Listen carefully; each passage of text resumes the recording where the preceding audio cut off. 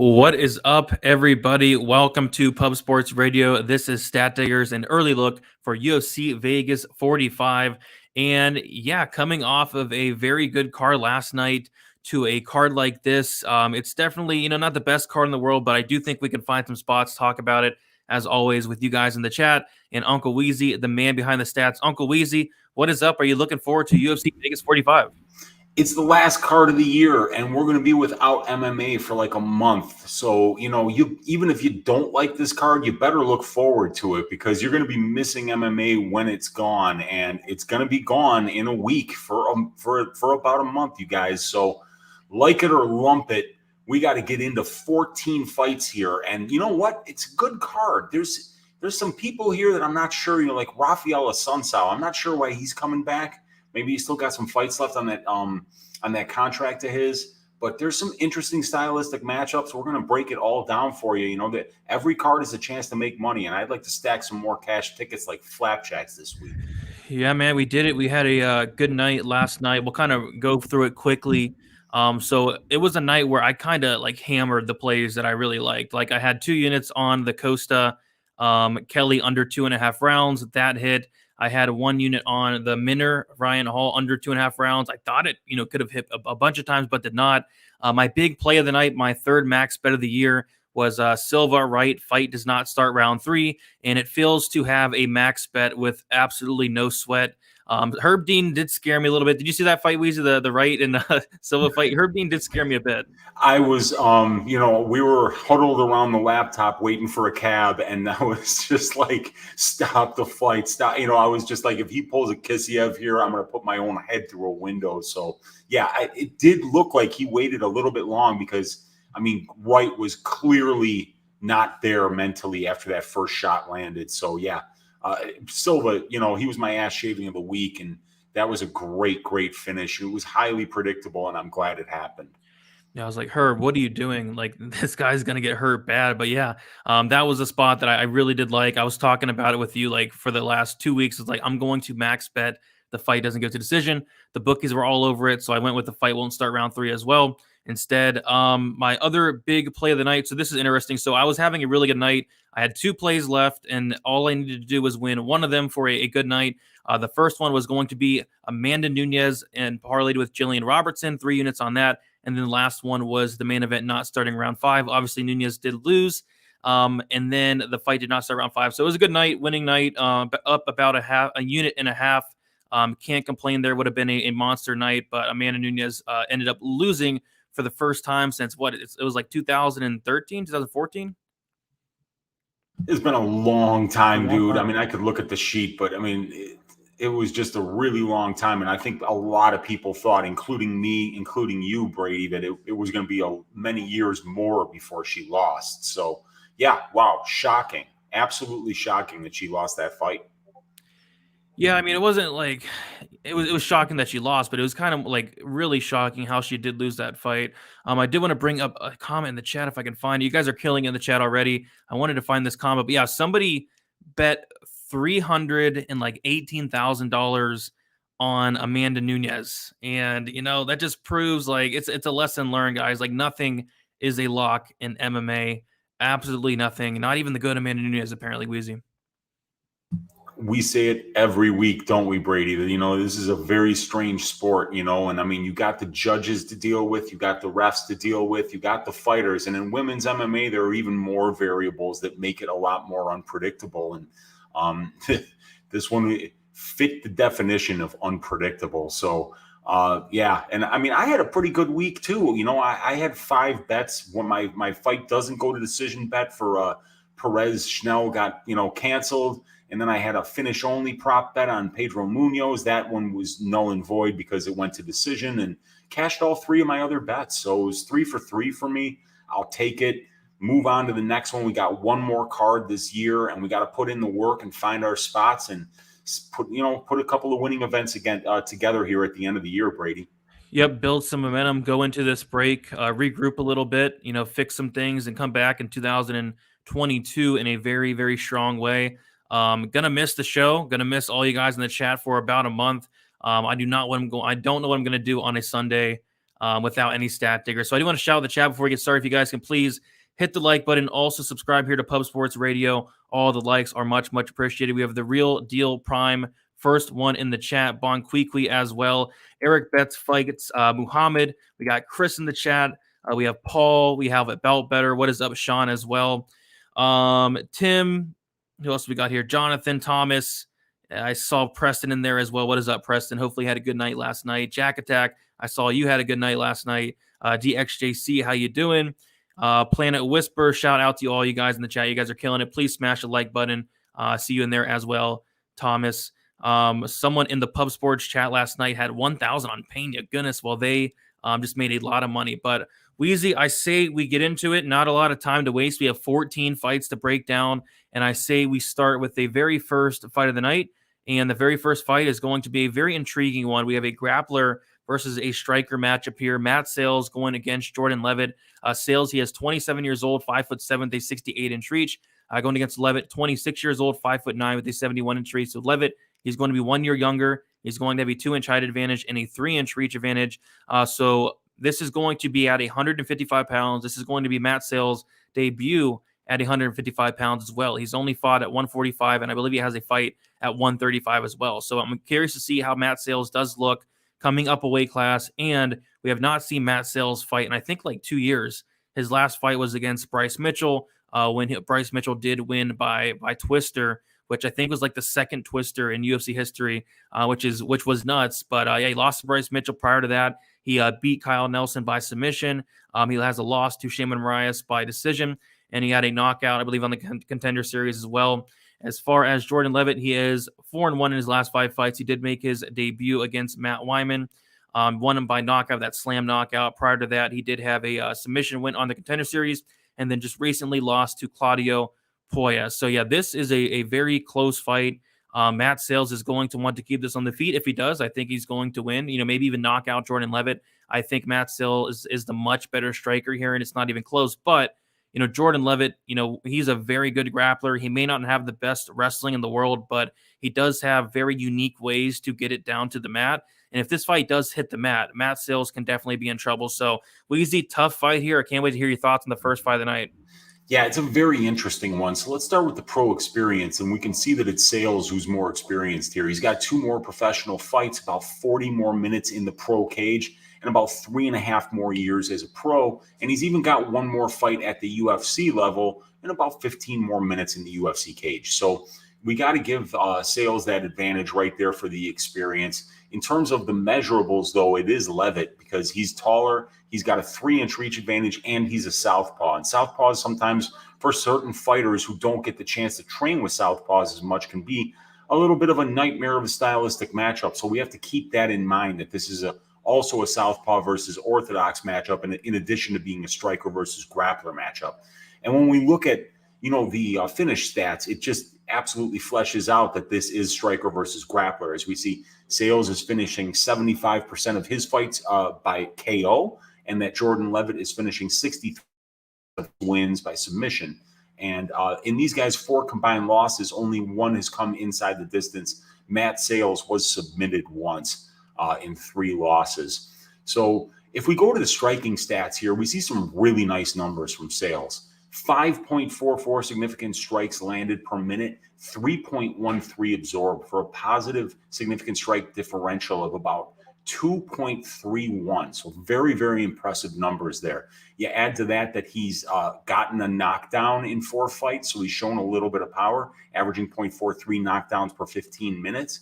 And he's got about 62% striking defense as well, does Sales. So he's doing very well on the feet, meaning winning minutes there. Levitt only landing 1.33 significant strikes per minute and only absorbing 1.12. So even though the numbers are very low, he's still landing more than he absorbs. But 60% striking accuracy is because most of the strikes that he's throwing are ground strikes and clinch strikes.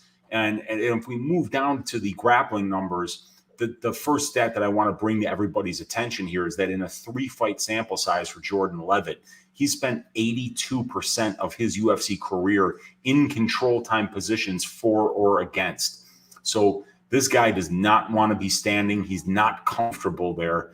And you can just look at the stats and find out that he spent less than 1/5 of his UFC cage time actually standing and banging with his opponent. Now, Matt Sayles, on the other hand, has attempted 5 takedowns in 4 fights, but he hasn't gotten any of them. And he's showing 81.25% striking or takedown defense. So he successfully defended 13 of 16 takedown attempts against, but he's giving up 22.67% control time.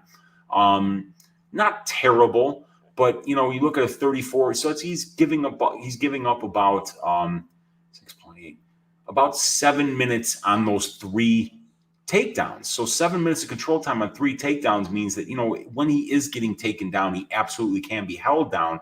However, it was the Bryce Mitchell fight where we saw most of the control time take place there.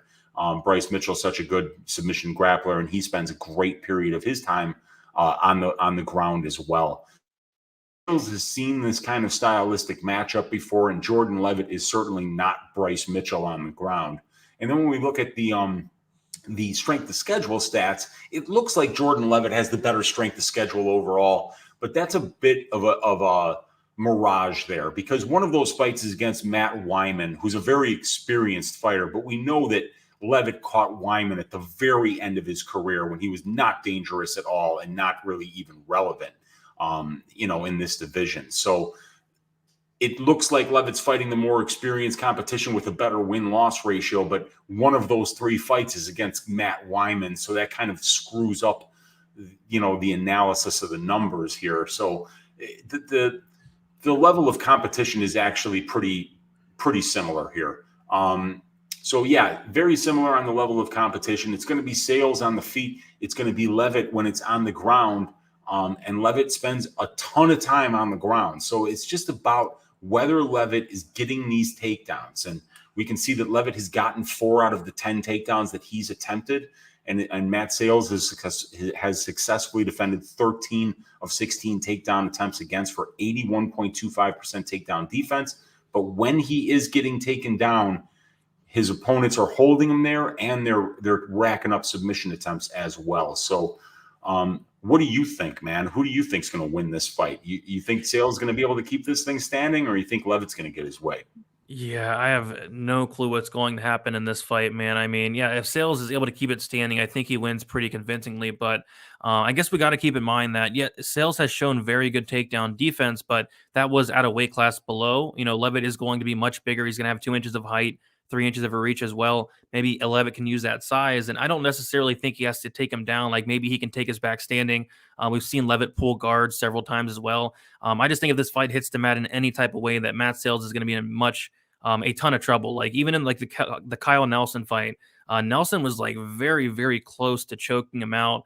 Nelson took his back. I just did not like what I saw in terms of the grappling of Matt Sayles, but we see why the line's a pick 'em, because it's a very close fight. Actually, looks like money's coming in on Sayles. So this is interesting. Matt Sayles opened up as a plus 185 dog. He's now a minus 118 slight favorite. Jordan Levitt opened up minus 220. That is nuts. And he's now minus 102.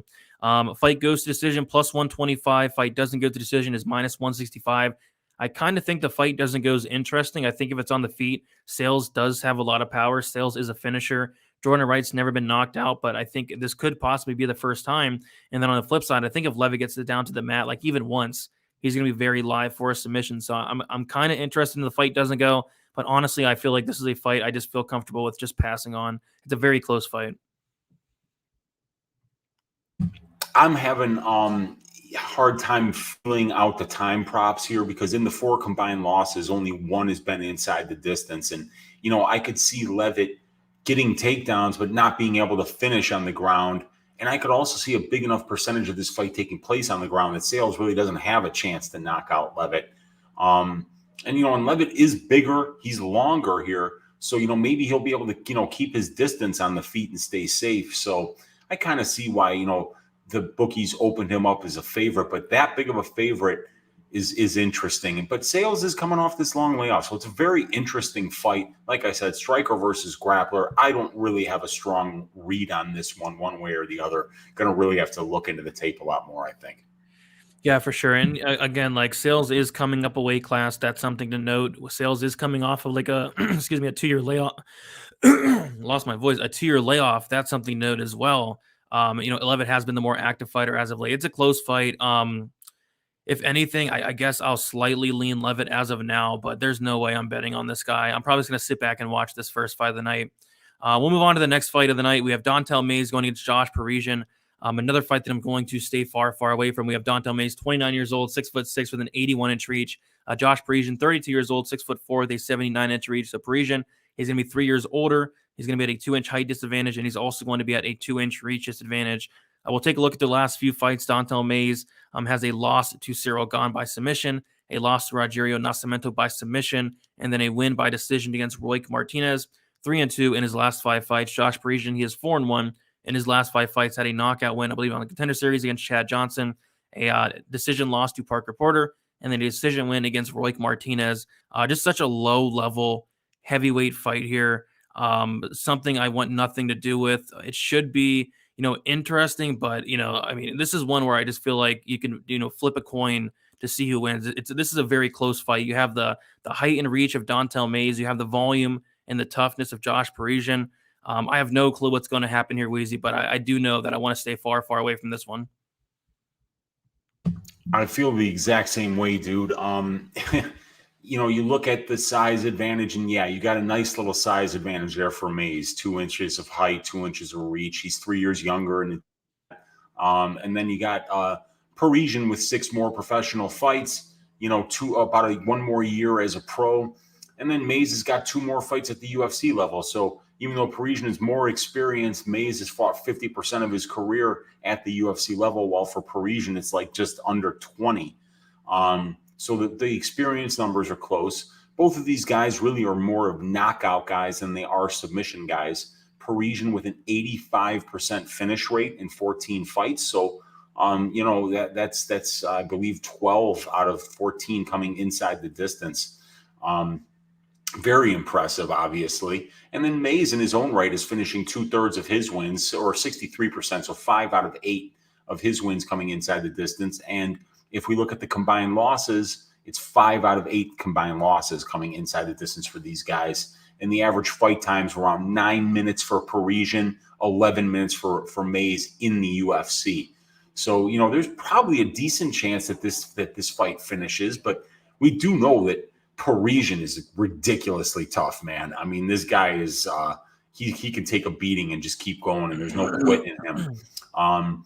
But Mays is absorbing more strikes than he lands, and Parisian lands more than he absorbs. Parisian throws a lot more volume as well, which is strange because Parisian doesn't spend nearly as much time standing as Mays does. So it does look like Parisian will be the volume guy here. He'll probably be the more likely guy to win minutes on the feet as he's more accurate. He's more powerful. Both of these guys' striking defense, man, is not good. 43% for Mays, 43% for Parisian.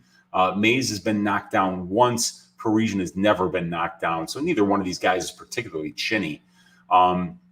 When we look at the grappling numbers, in these guys' 10 combined fights, they've only managed 1 takedown apiece.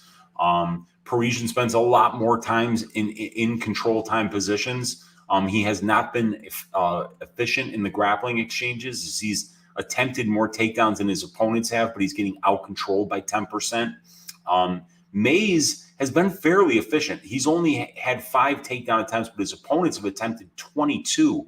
And despite the fact that he's been taken down 9 times and his takedown defense is below 60%, he's only been controlled 11% of his UFC career. However, that could be because some of his older Contender Series fights, the control time numbers aren't available. But we do what we can with what we have, with the stats that we do have available here. So, you got the 1-800-GAMBLER on the screen for a reason. And maybe the best reason for that, Brady, is let's examine the 6 combined wins for Josh Parisian and Dontel Mays in the UFC. Both of these guys have a win over Roque Martinez, who is 0-3. Parisian's got a win over Chad Johnson, who is 0-1. And I think it was Josh Rebello, who's 0-2. And Dontel Mays' other wins are over Ricardo Prasso and Mitchell Sipe. Both of those guys are 0-1. So in the 6 combined wins of these two fighters, neither one of them has ever beaten somebody with a UFC win.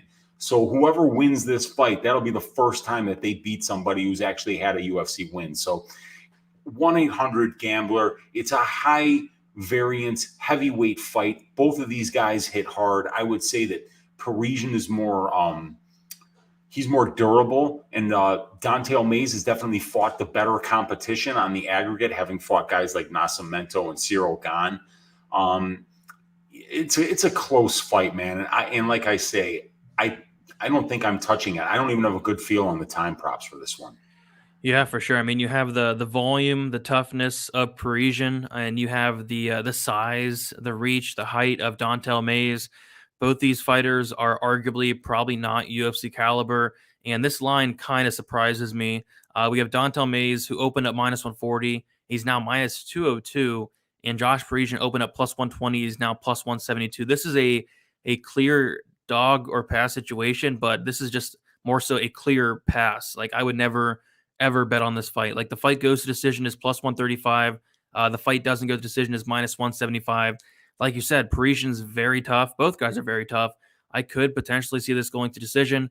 I have no clue, man. I'm gonna side with the dog here in Parisian. I think it's gonna be a very close fight, but I just have no confidence in it. Yeah, and I think if I want to be responsible, I would just pick Parisian, because I don't want anybody to think if I pick Mayes that I'm endorsing betting him at -200, because I'm certainly not. You know, Don'Tale Mayes, like we say, whoever wins this fight will be the first time they've beaten somebody with the UFC win. So how do you lay -200 on a guy who hasn't beaten anybody yet? And I mean, neither has Parisian, but just because you lose to better fighters, it doesn't mean that you can still beat the ones that are on your level. So the value here is definitely on Parisian. And at +172, I might, because to me, this is like a 50-50 fight. You know, Mayes is bigger, he's stronger, he's the more natural heavyweight. Both these dudes are huge. You know, both of these dudes, if they hit you clean, you're probably going down. So yeah, the value's on. I think that would be the bet that makes sense.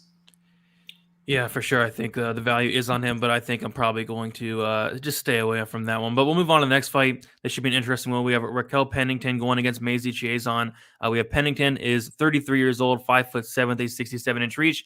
Chiasson is 30 years old with a 5'11" height and then 72-inch reach. So Pennington's going to be 3 years older. She's going to be at a 4-inch height disadvantage and a 5-inch reach disadvantage. So massive tail of the tape advantage for Maisie Chiasson, being the much bigger fighter and the younger fighter, training at a good camp in Fortis as well. Pennington, she has 3-2 in her last 5 fights. A decision win over Panny Kanza. I believe she was a dog in that fight. A win over Mary Renault. A decision loss to Holly Holm. A decision win against Irene Aldana. And a decision loss against GDR. As far as Chiasson, she has 4-1 in her last 5 fights. A knockout win against Gina Mazzani. A knockout win against Sarah Moore-Ass. A decision loss to Lena Landsberg, a decision win against Shiana Young, and then a decision win against Mary Renault. And what I noticed right off the bat, Weezy, we talked about it before the show, is Raquel Pennington has just fought the much better competition, and it's not even close. So that's kind of what sticks out to me like a sore thumb. But what else sticks out is going to be the height, the size of Maisie Chiasson, and the youth of Maisie Chiasson. So it's an interesting fight. You know, I think skill for skill, I think Pennington's the better fighter. I think she can have success in terms of the clinch. I think taking down Chiasson is definitely a likely path to victory. We saw 40-year-old Mary Renault able to take down Chiasson, get some top control. We saw Lena Landsberg able to do it. And I just think the level of competition is probably the biggest thing for me in this fight, Weezy. So I am liking Pennington a little bit, but that size is something to definitely note. Without question, yeah, there's huge advantages on both sides for this fight, and they're in those categories, you know, like technical. For instance, you know, you don't have to be a technical wizard to calculate who has a reach advantage, right? You know, so we know that Maisie Chiasson is going to be way bigger here, way younger. You know, the measurables is all Maisie. The strength of schedule is all Raquel. The experience is all Raquel. So it's a nice fight in that we can kind of just break down those striking and grappling statistics, because everything else, there's no argument there on which one of them has the advantage. So let's look at striking here. Let's start by mentioning that Raquel Pennington is spending 50% of her fights at striking distance. She's landing 3.59 significant strikes a minute, absorbing 3.21 for a positive significant strike differential. Her opponents are throwing more volume than her. Very nice 49% striking accuracy. Very, very nice 62.5% striking defense. Raquel, a good minute winner on the feet. She's a lot more accurate than her opponents, and that comes in handy because she's throwing less volume than her opponents. And then we go over to the other side, and we see Chiasson, who is only spending, this is very important when we break down these striking numbers, Brady. This is 68%. So 32% of her fights, less than 1/3 of Macy Chiasson's fights are taking place in the center of the cage at striking distance. So she lands 4.16 significant strikes a minute and is only absorbing 2.17. Positive 2 significant strike differential and an almost 2-to-1 ratio of significant strikes landed to significant strikes absorbed. So very impressive striking metrics on Chiasson, but we have to keep in mind that only 32% of her fights are taking place at striking range. So this is more of a reflection of her ground game and when she's in control on the ground, because she is out controlling her opponents. Neither one of these ladies has ever been knocked down, but Macy Chiasson actually has 2 knockdowns to her credit in the UFC. So she has had 2 knockdowns in 6 fights, while Pennington has had no knockdowns in 14 fights. So that's very interesting to me. Pennington, on the other hand, is neck down. So who's the better striker here? I think it might be Pennington. I think Pennington might be the better minute winner at range, but she's going to be at a height disadvantage. She's going to be the older fighter here, and she's going to be at a reach disadvantage. So, it feels like that striking could be close, but it does seem like Raquel's more comfortable in the striking range. But then we look at the grappling numbers here. Pennington, 15 of 52 on her takedown attempts, so below 30% takedown accuracy, averaging over 1 takedown per 15 minutes, and she's controlling her opponents the exact same amount of time as she's being controlled. 24, almost 25% for and against. Only 65% takedown defense. She's being taken down more than she takes down her opponents, is Raquel. But her opponents aren't attempting submissions against her. And then we look at Chiasson. She's her opponents at about a 2-to-1 ratio. She's gotten 4 takedowns. Her opponents have gotten 5. So it's clearly Macy is doing a better job of controlling her opponents once she takes them down. And Macy's get-up game is a little bit better than her opponent's get-up game has been against her. But yeah, both ladies have takedown defense sitting right there at 65%. Both ladies are being taken down over 1 time per 15 minutes, and both ladies are being controlled over 23% of their UFC career. So while Chiasson's going to be longer and taller on the feet, and Raquel might have some problems closing distance there, I still think that it's going to be very close on the feet because Raquel seems to be the better minute winner at range. But once it gets to the ground, I think that's what's going to make the difference in this fight. Which one shoots first? Which one gets control time? Which one gets the advantageous positions should it go to the ground? What do you think? Yeah, I think it's going to be Rocky. And I really like this comment that 9 minutes brings up. Rocky has only lost to the best. Macy got out-grappled by Lena Landsberg, and that fight is very concerning. And I do want to touch on some of the losses of Raquel Pennington. Holly Holm, GDR, Amanda Nunes, Jessica Andrade are the 4 fighters she has lost to in the UFC. I'll repeat those. Jessica Andrade, Holly Holm was twice, GDR, Amanda Nunes. Those are very good losses, whereas Macy Chiasson, she got taken down twice by Marion Renault. She got controlled in that fight for a couple minutes. She got taken down twice by Lena Landsberg. Landsberg controlled her for 8 minutes in that fight, just about. So, yeah, that's definitely concerning. The level of competition is far in the favor of Pennington. But I do want to talk about these odds, though. We see that Pennington is a pretty sizable favorite. She opened up at minus 300, actually. That's interesting. And she's all the way down to minus 200. Chiasson opened up plus 250, and she's currently plus 170. Yeah, minus 300. That's a wide opener, Weezy. Very, very wide opener, and I wouldn't be touching it at that price because, you know, like I say, I think it can be close on the feet, and you got to remember that when this does get to the grappling, I mean, Macy's huge, dude. She's absolutely huge. So, you know, is Raquel going to have trouble taking her down? Because we've, you know, and Macy's still getting better. That's the thing. Look at that. 8 pro fights for Macy. So, yeah, she learned from the Lena Landsberg fight. She learned from some of these girls that have been taking her down. Are we going to see improvements? That's what we really don't know here.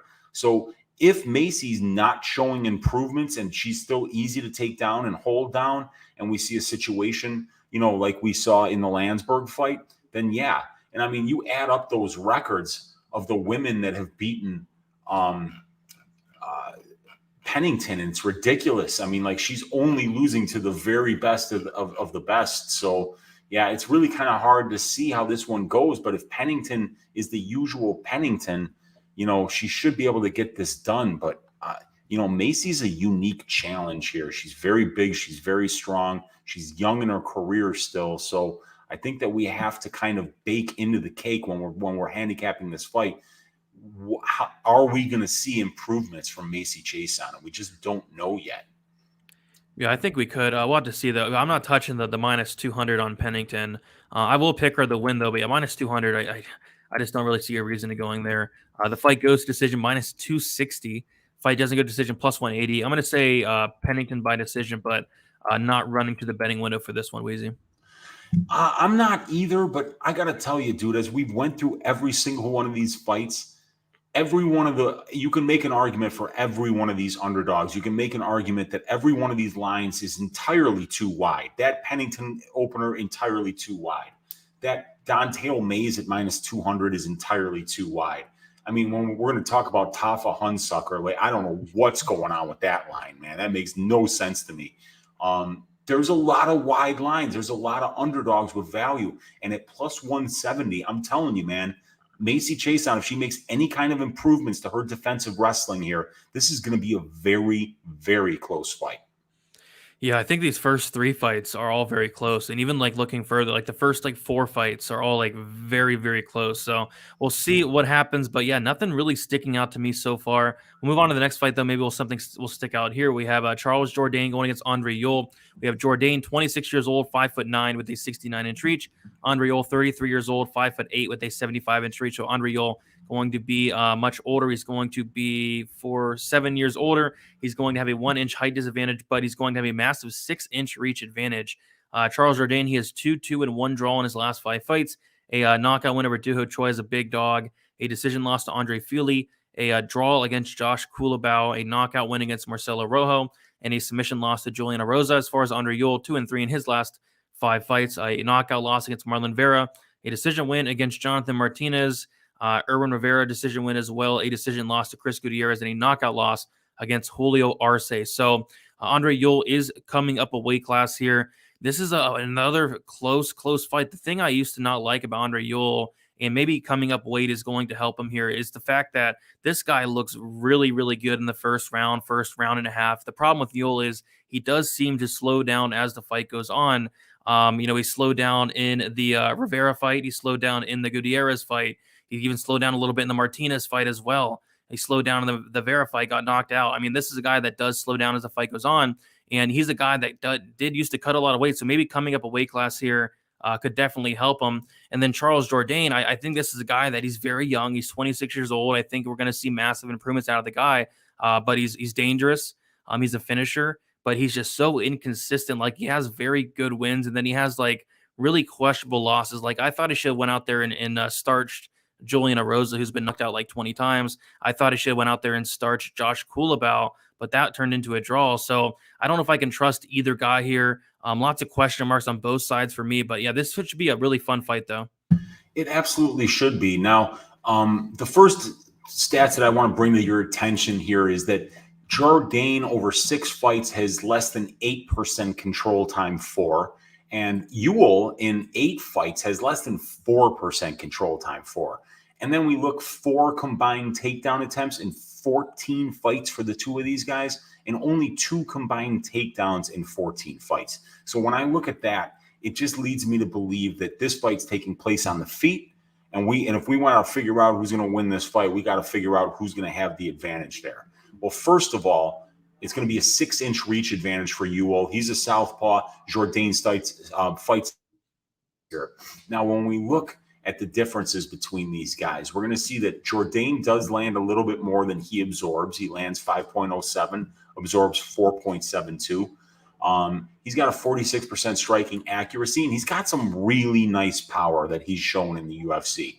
Landing a knockdown on almost 1.5% of the significant strikes that he's landed. So that means 6 knockdowns in 6 fights for Charles Jourdain. Very impressive. This 1.1 knockdowns per 15 minutes for the featherweight division is the second best knockdowns per 15 minutes rate that we have in the division, behind somebody that we saw last night, one Josh Emmett. So very impressive power numbers on the offensive side for Jourdain here. Ewell, on the other hand, is landing 4.35 significant strikes a minute and absorbing 4.3. He throws more volume than his opponents do, throwing about 1.4 more significant strike attempts per minute. It's a 41% clip, not nearly as powerful, only landing 1 knockdown in 8 fights in comparison to the 6 knockdowns in 6 fights for Jourdain.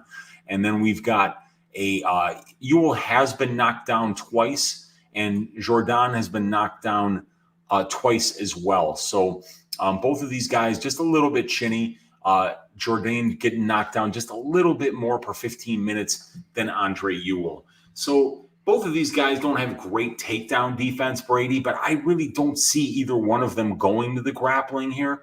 And you brought up the fact that this will be Andre Ewell's first fight at 145 in the UFC. So he's going to be coming up a weight class. We have seen Andre Ewell slow down late in fights, but maybe now that he's not cutting all this weight, because he was a huge bantamweight, and he has that long reach. So maybe now he'll be able to use that reach advantage and have a little more gas, able to pace himself for a full 3 rounds. If he doesn't get knocked down here, this could be very close on the feet. And like I said, I don't see either guy with a need to offensively grapple. They don't really do that. It's not in their toolbox. Jourdain's good on the ground, but he doesn't try to get it there. So I think that this fight takes place on the feet. It's Ewell who has definitely fought the better brand of competition. So I guess the main question is how is Andre Ewell going to look at 145? Can we expect improvements from him up here in his conditioning, in his volume? Is he just going to be a better fighter when he's not cutting all that weight? And if the answer to that is yes, it looks like this is going to be a very close striking battle that could go either way, in my opinion. Dude, another really, really close fight. So with Jourdain, this guy's a finisher. He has never won a decision, right? 100% finish rate for Jourdain, right? That's absolutely right. 11 finishes. I think it would be 8 by knockout, 3 by submission. So yeah, he can finish you in a number of different ways too. And even Ewell has finished 24% by submission and 41% by knockout. So they both can finish in a number of different ways. Yeah, so I will say Jourdain is definitely the harder hitter here. But yeah, this is a fight, like you said, this fight is going to stay standing. I would be shocked if really any guy went for a takedown here. So I see this, standing for 15 minutes or up until there's a finish. And I think that 6-inch reach advantage, that could be huge for Ewell. You talk about him coming up a weight class. If that does, improve the cardio a bit, if he's able to, continue or keep the volume going throughout 3 rounds, I think Ewell's like very, very live in this fight. So yeah, the harder shots are going to be coming from Jourdain, but that 6-inch reach advantage is definitely something to take note of. And another price tag where I'm like, I just don't get it. I think this should be a lot closer. Just seems like much closer than the line does indicate here. Charles Jourdain opened up -225. He's now -200. Andre Ewell opened up +190. He's now +170. That seems like really wide, Weezy. Again, it seems really wide. And Jourdain losing to Erosa, a draw against Culibao, a loss to Philly, and then the wins are against Marcelo Rojo and Duho Choi, and we haven't seen Duho Choi since, and Ewell is losing to guys like Marlon Vera and Chris Gutierrez and beating Jonathan the Dragon Martinez, Erwin Rivera, but they're by split decision, so even when he's winning Ewell at 135, it's close. But I'm just not blown away by Jourdain. However, we do need to mention only 26 years old.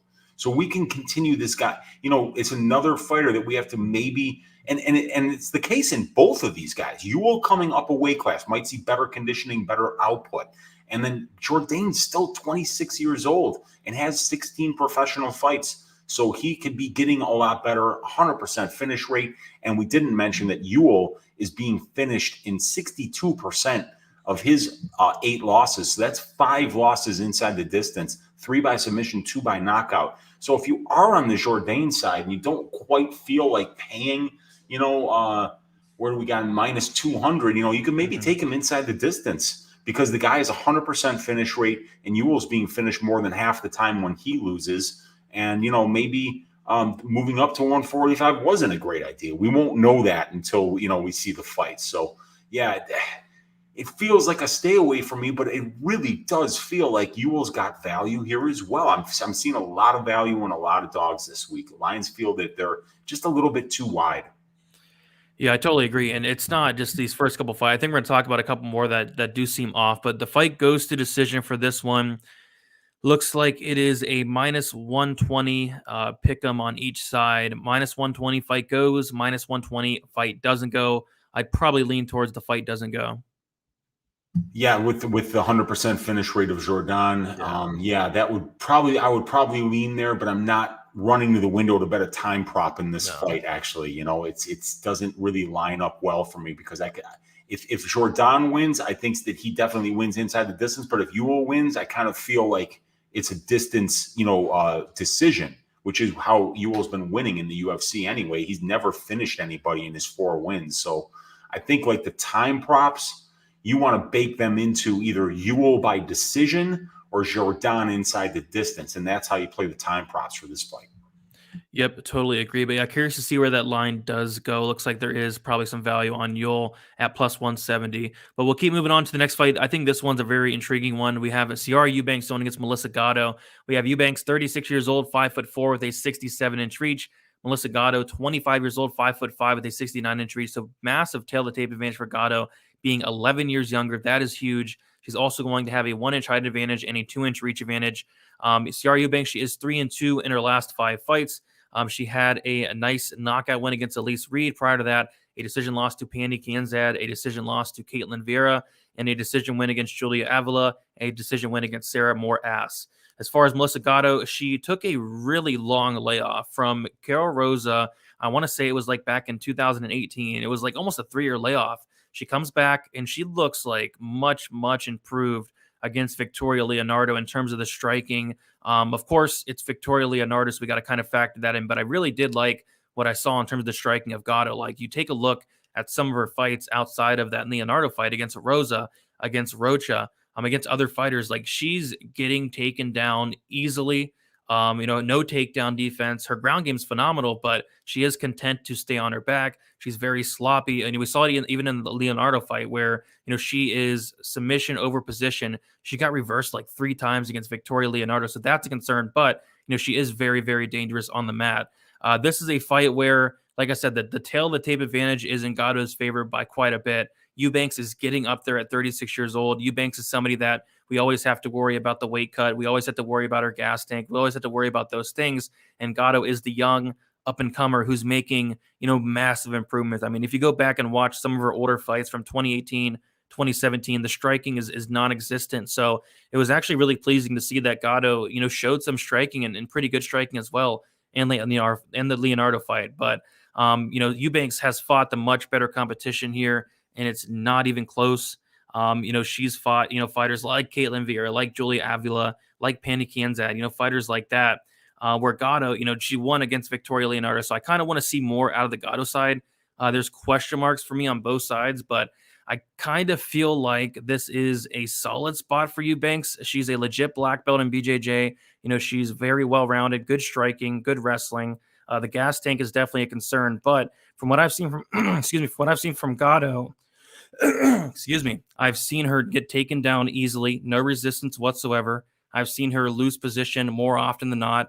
In that Sydney Rocha fight, I went back and watched that fight for the second time, and I still think she lost that fight. I have no clue how any judge could have scored that for Melissa Gatto there. Like, she won that fight off her back. So, yep, those are the concerns for Gatto: the takedown defense, the get up game, content to be on her back.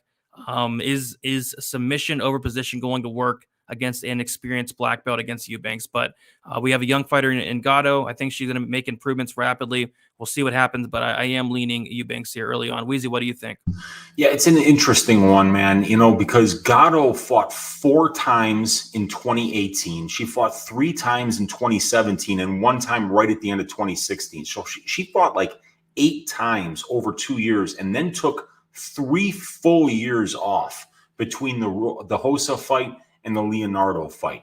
But we look at the age, she's 25, so she had 8 fights by the time she was 22 years old, takes this long, comes back against Victoria Leonardo, and we can't get over our skis about the performance against Leonardo because Leonardo hasn't had much success at the UFC level.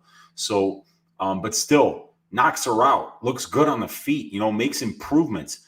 And what really worries me about this fight for Sijara Eubanks is how dangerous Gatto was from her guard 3 years ago. She armbarred Carol Hossa from guard. And Eubanks' game, she's a black belt. She's very good, but she's a position over submission grappler. And if she just winds up in Gatto's guard for several minutes at a time, I don't know, man. I think we might see her get swept. I think we might see her get submitted. And Gatto's shown 100% takedown defense thus far in the UFC. So if Eubanks is unable to get the fight to the ground, we could see Gatto having a significant advantage on the feet here. So it's interesting. Eubanks is more experienced. Eubanks has fought the higher level of competition. Eubanks has fought the higher percentage of her career at the UFC level. Eubanks knocks people out with knockouts. She's never submitted anybody, which is kind of strange, for a Brazilian Jiu-Jitsu black belt who controls 33% of her UFC career, which is over 41 minutes of cage time. She's had control time in her UFC career. So you'd think that she would get some submissions, but she's never gotten one in her entire career. While Melissa Gatto has won 4 of her 7 wins by submission, 1 by knockout. So it's Gatto who's been the better finisher, but she's finishing lower level competition than Eubanks. Anyway, the striking has Eubanks landing 1 more significant strike than she absorbs. She lands at a 43% clip, has 1 UFC knockdown in 9 fights, and she's never been knocked down. Showing 57% striking defense is really good. And we got a 1-fight sample size for Gatto. She lands 7, she absorbs 4.3. Very impressive performance. 58% accuracy is fantastic. 52%, almost 53% striking defense is okay. But she never been knocked down either. But it's Eubanks with the 16 takedowns in 9 fights. So that's her game, Her fights are taking place in control time positions about 47% of the time. So that means she's only at striking range 53% of the time. For Gatto, she's actually been controlled 24.5% of her UFC career, while she's controlled her opponents for 18. And she's out takedown attempting her opponents 5-3 here, but actually being out controlled, which is a little bit concerning. But yeah, and then obviously it's Eubanks who's fought the way better brand of competition here. But you brought up some good things, Brady. Sijara's 11 years older. She's a 36-year-old flyweight. And she's cutting a lot of weight to make 125. This is a very difficult cut for her. She went up to 135 for a while because she couldn't make the cut anymore. Now she's doing it at the age of 36. It's another favorite that I think it's a bad matchup for her, man. Sijara Eubanks needs to be on top and controlling her opponents. And Melissa Gatto is just very, very dangerous off of her back. Even more dangerous on top. And then you look at the striking performance last time. We've never really seen much out of Sarge in terms of the striking, where we're thinking, yeah, she's going to dominate on the feet here. So if Gatto has improved as much as it looked like she did in her last fight on the feet, I kind of like Melissa Gatto in this spot. I think it's a bad matchup for Sijara. What do you think? Yeah, I just need to see more. Like beating Leonardo, just it does not show me enough because Leonardo it is nothing compared to like a Kienzat or a Vieira there. But yeah, there's a bunch of things to be worried about on the Eubank side. 20 a 36-year-old flyweight, cutting down a lot of weight. I mean, the weight cut's not getting any easier. We've seen her slow down in past fights. That's another concern as well.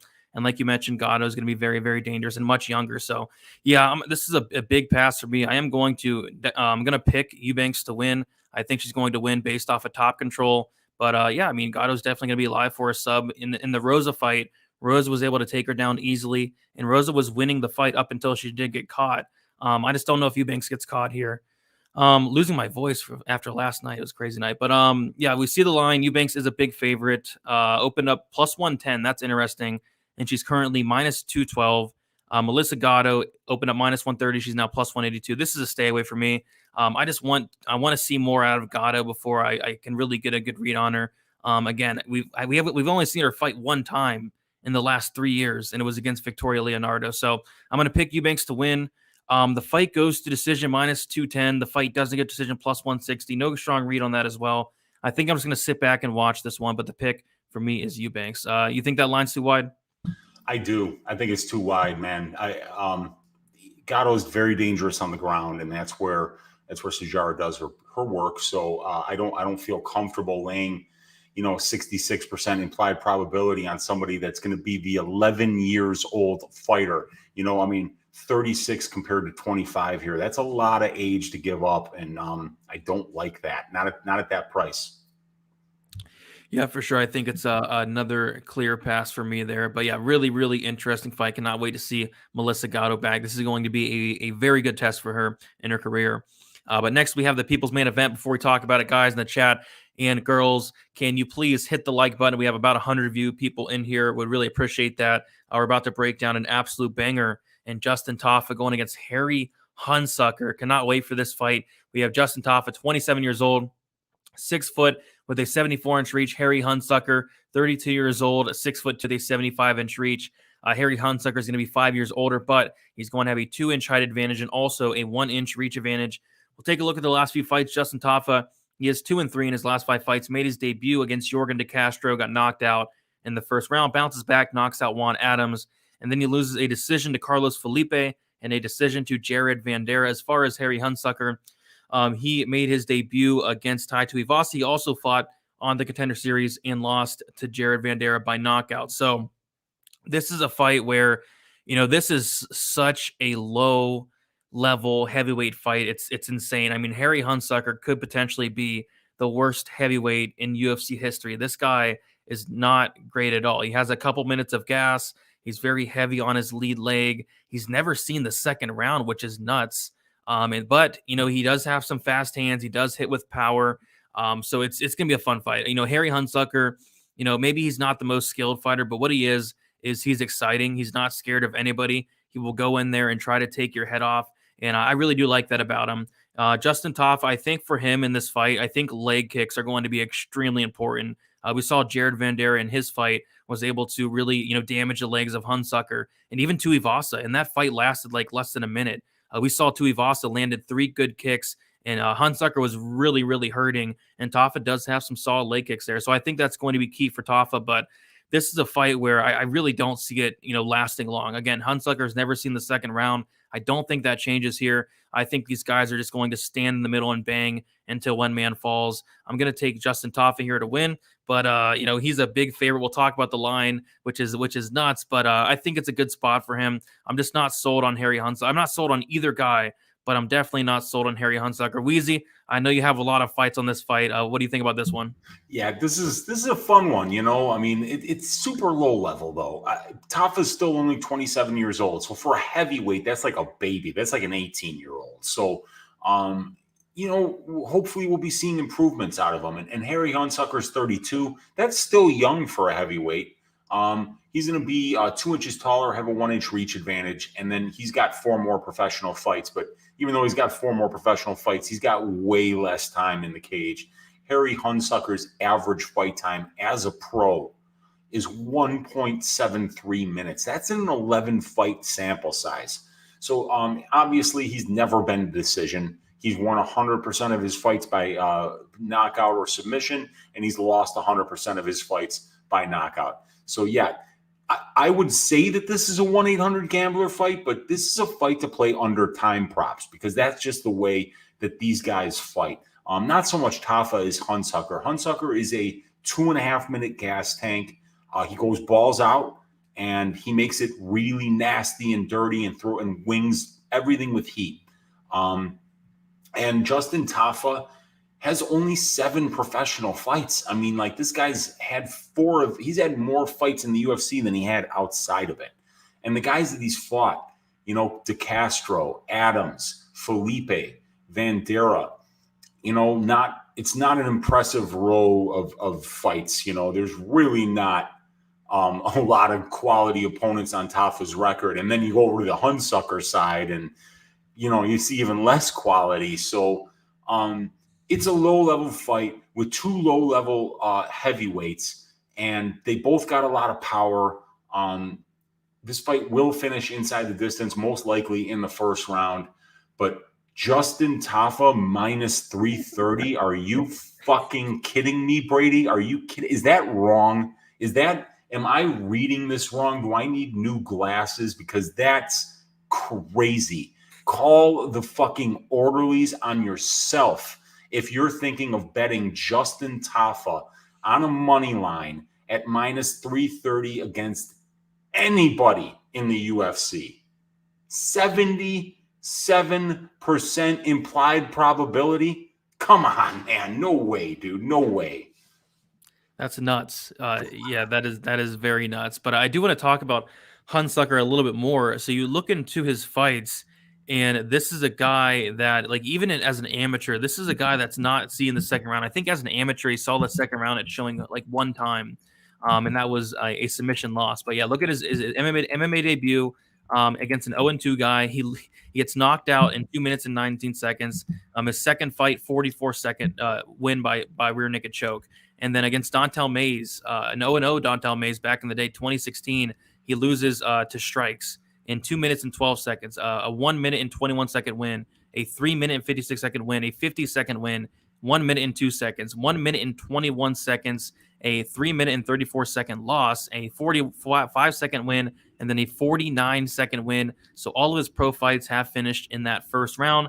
Looks like the farthest he did go was 3 minutes and 56 seconds into round 1 against Tim Dunn back in 2018. But yeah, some of these guys, Weezy, like, this level of competition is very concerning. A 15-17 Tony Parker, a 1-0 Billy Swanson, a 2-5 Tim Dunn, a bot, an 0-0 Abot, 0-0 Dontel Mays, and 1-9 Keith Powers, and 0-2 William Vincent. And you go back in some of his fights back in the day, like, he's tapping the strikes. Like, I believe he tapped out the strikes against, it says, William Vincent. Same thing with Dontel Mays. He kind of quit in that fight. I went back and watched that one. Yeah, finished in all of his losses, all 4 losses. I think this one has violence written all over it because Tafa, we saw that he could be knocked out. We saw De Castro knock him out. So I don't think it's, out of the possibility that Hunsucker could catch him. It's heavyweight. But on top of that, Tafa, when he is winning, it is inside the distance. A 100% finish rate in 4 of his wins, a knockout win against Juan Adams, and then 3 other knockout wins as well. So, yeah, I think this has violence written all over it. Both guys, a 100% finish rate. We see that the fight doesn't go to decision is -350, and that's fine because what we did last week with Wright Silva, the bookies were all over. They opened up. The fight doesn't go at -450, but we took advantage of the fight won't start round 3 at -182. I'm hoping I can get a line like that. Like, even I don't like under 1.5s. I didn't mind the under 1.5 for the Wright Silva fight, but this is a fight, Weezy, where I would not mind the under 1.5 rounds. But yeah, fight won't start round 3 is something I'm going to be circling for this week. Yeah, Hunsucker is absolutely the poster boy for under 1.5. I mean, when you got a guy that just goes balls out. In addition to that, it's heavyweight, so they don't have as much of a gas tank anyway. They hit hard. Division is the hardest hitting division. So yeah, and I mean, that's just the way the Hunsucker fights. And the great thing about even better reason to bet this going under 1.5 is the way that you think that the fight might get extended is when one of them has a wrestling game and they could say, you know what, this is just getting too crazy on the feet. I'm going to take this guy down.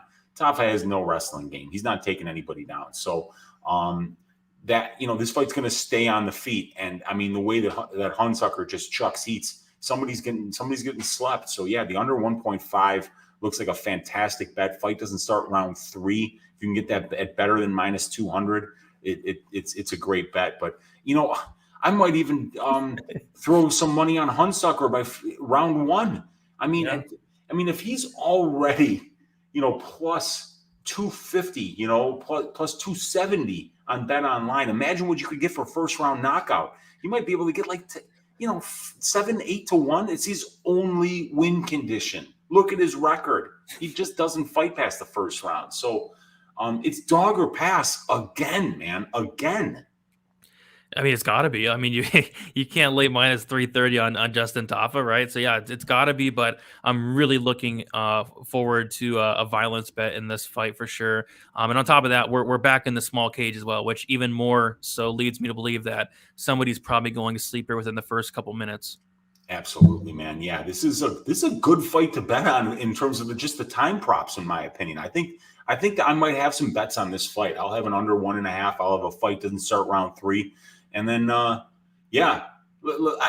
maybe they'll have to call the 1-800-GAMBLERS on orderlies on me this time, dude. But I like Hunsucker by first round knockout as a good wide bet that you can just sprinkle and maybe even bring 2 units in. So, yeah, man, it's an interesting fight. It's another interesting fight, and I'm saying dog or pass. Yeah, it's not a horrible look. Like, I know a lot of people that took a shot on Jordan Wright to win in round 1 last night, and it looked like he hurt Silva a little bit, and it wouldn't have shocked me. Yeah.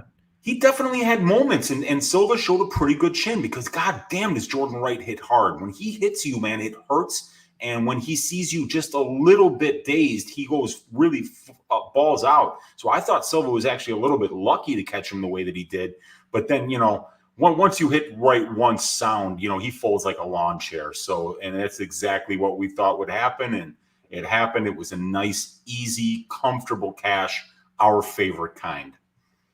Shout out to Jordan Wright. I love that guy. So much fun, dude. I can't wait to break down another one of his fights. I like him.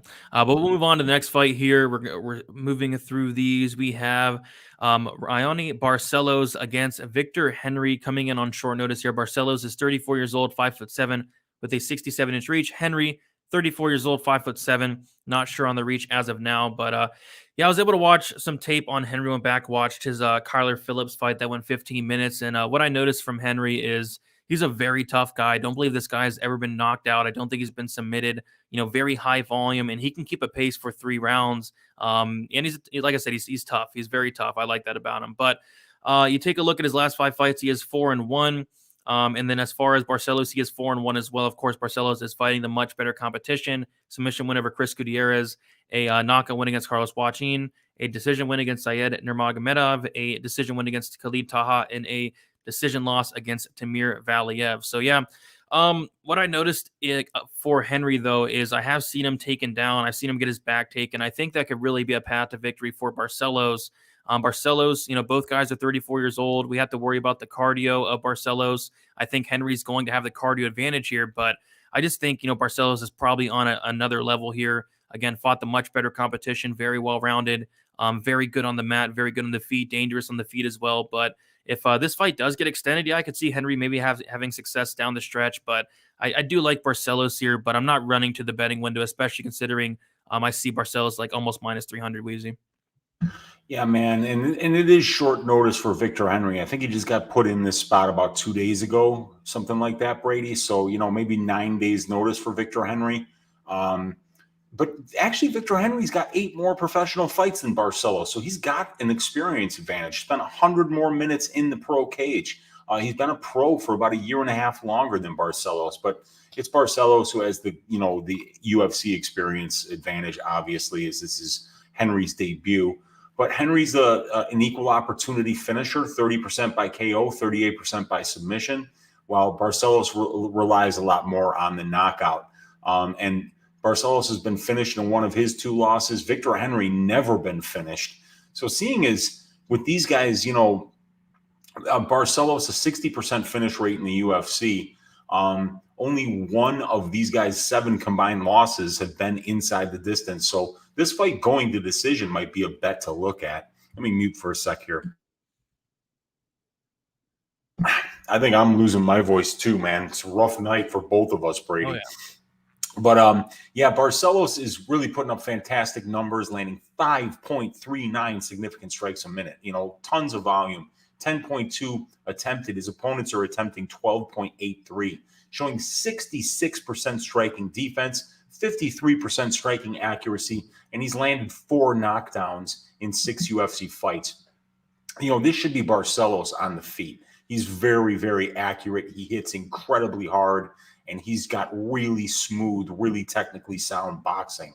And, you know, and Barcelos's numbers, I mean, you look at the 92% takedown defense. You look at the fact that he's only attempted 3 more takedowns than his opponents, but he's out controlling his opponents at like a 6-to-1 ratio. So he's very, very efficient in his grappling exchanges. He's getting more than half of his takedown attempts. He's getting 1.79 takedowns per 15 minutes, controlling his opponents about a quarter of his UFC career, which is about like 19 minutes. You know, so very impressive. 19 minutes of control time on only 9 takedowns. So Barcelos is just a be welcome to the UFC. Now let's talk about the Valiev fight. Valiev did throw a lot of volume, and kind of, you know, 2 of the rounds were flip a coin on who won, and then Barcelos murdered him in the second.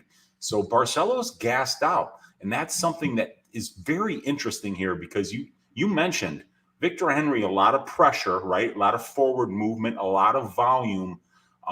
That can really exhaust somebody. So if he hangs around here, if Barcelos doesn't drop this dude, you know, because Henry potentially could have a rough weight cut here. He's got to make weight on 9 days' notice, you know, fight a huge guy like Barcelos. This first round could be very interesting, because Barcelos, when he's fresh, man, is just really, really difficult to deal with.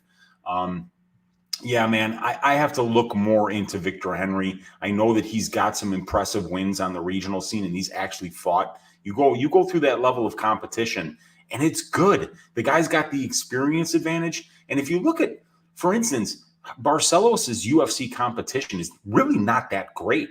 Chris Gutierrez, he's won a lot more than he's lost, but he's not beating great guys. Carlos Huachin, you know, I think Barcelos was a minus 1,100 in that fight. The best win that he has is Said Nurmagomedov, and that was a very close fight. And then the win over Taha and the should-be draw or loss, you know, or win to Valiev. You know, Victor Henry's fighting guys like Kyler Phillips, like Lavrentev, like Albert Morales. He's fought good competition, and he's kind of like top of the food chain of the regional scene. So it's an interesting matchup. And both of these guys are 34 years old. So if Henry was like 6 years younger, I would be a little bit more interested in the dog here. But this is Hani Barcelos. This is a really, really rough welcome to the UFC on 9 days' notice, man. I gotta go with Ronnie Barcelos here. Yeah, a rough welcome, indeed. And yeah, it's not like Henry's like some bum. He's good. I mean, he has good wins. Yeah. Somebody in the chat mentioned he beat Anderson dos Santos. That was back in, I want to say it was 20. Yeah, it was back in 2018 in February. There, he knocked him out, and then he also has that win over Kyler Phillips in a fight where Phillips looked really good early. He took him down multiple times, took his back, and then he was able to survive that early storm, and then took over as the fight went on. So yeah, I mean, there's a lot of things I do like about Henry. It's just Barcelos. I really am high on Barcelos. I've always really have been. I just think he's the more skilled fighter here. But yeah, Henry, he's no slouch. So yeah, we do see that Barcelos is a really big favorite. One of the biggest favorites on the card. He is minus 285 currently. The fight goes to decision is minus 155. The fight doesn't go to decision is plus 115. The only problem is Victor Henry is very, very tough. 26 fights, never been finished. So I'm going to stay away from the time props. I'm going to stay away from Barcelos at that price tag. But as far as a pick goes, I am going to pick Barcelos, probably by decision. Yeah, I'm picking Barcelos too, and I think this fight probably does go to decision. It does feel like it should be juiced up around minus 155. Henry never been finished. Barcelos only been finished once. It's probably over or nothing for me on this one. Yep, sounds good to me. We'll keep moving on. We have a very fun fight. We have Gerald Meerschaert going against Dustin Stoltzfus. Meerschaert, he is 33 years old, 6'1" with a 77-inch reach. Dustin Stoltzfus, he is 30 years old, 6 foot with a 75-inch reach. So Meerschaert, 3 years older, but he's going to have a 1-inch height advantage and a 2-inch reach advantage as well. Gerald Meerschaert is 3-2 in his last 5 fights. A submission win over Darren Win, a knockout loss to Ian Heinisch, a knockout loss to Khamzat Chimaev, a submission win over Bartosz Fabinski, and a submission win against Makhmudmuradov in a fight where he looked really good. I mean, at times he was getting picked apart in the first round, got hurt a couple times in the first round, but there was also times where he was looking competitive in the striking with Muradov.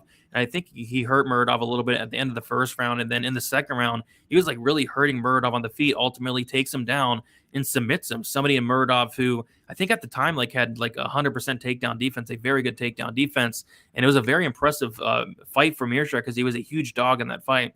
As far as Dustin Stoltzfus, he is 3-2 in his last 5 fights, a knockout win on the Contender Series, but he's just been so underwhelming so far in the UFC. A loss to Kyle Daukaus in a fight where, Daukaus was having success in the striking, Daukaus was taking him down, and then a fight against Rodolfo Vieira where he made Rodolfo Vieira look like he had somewhat of good cardio, and Vieira submitted him in the 3rd round, which nobody thought that was going to happen. Everybody thought if Vieira was going to do it, it would be in the 1st, but no, Vieira submitted him in the 3rd.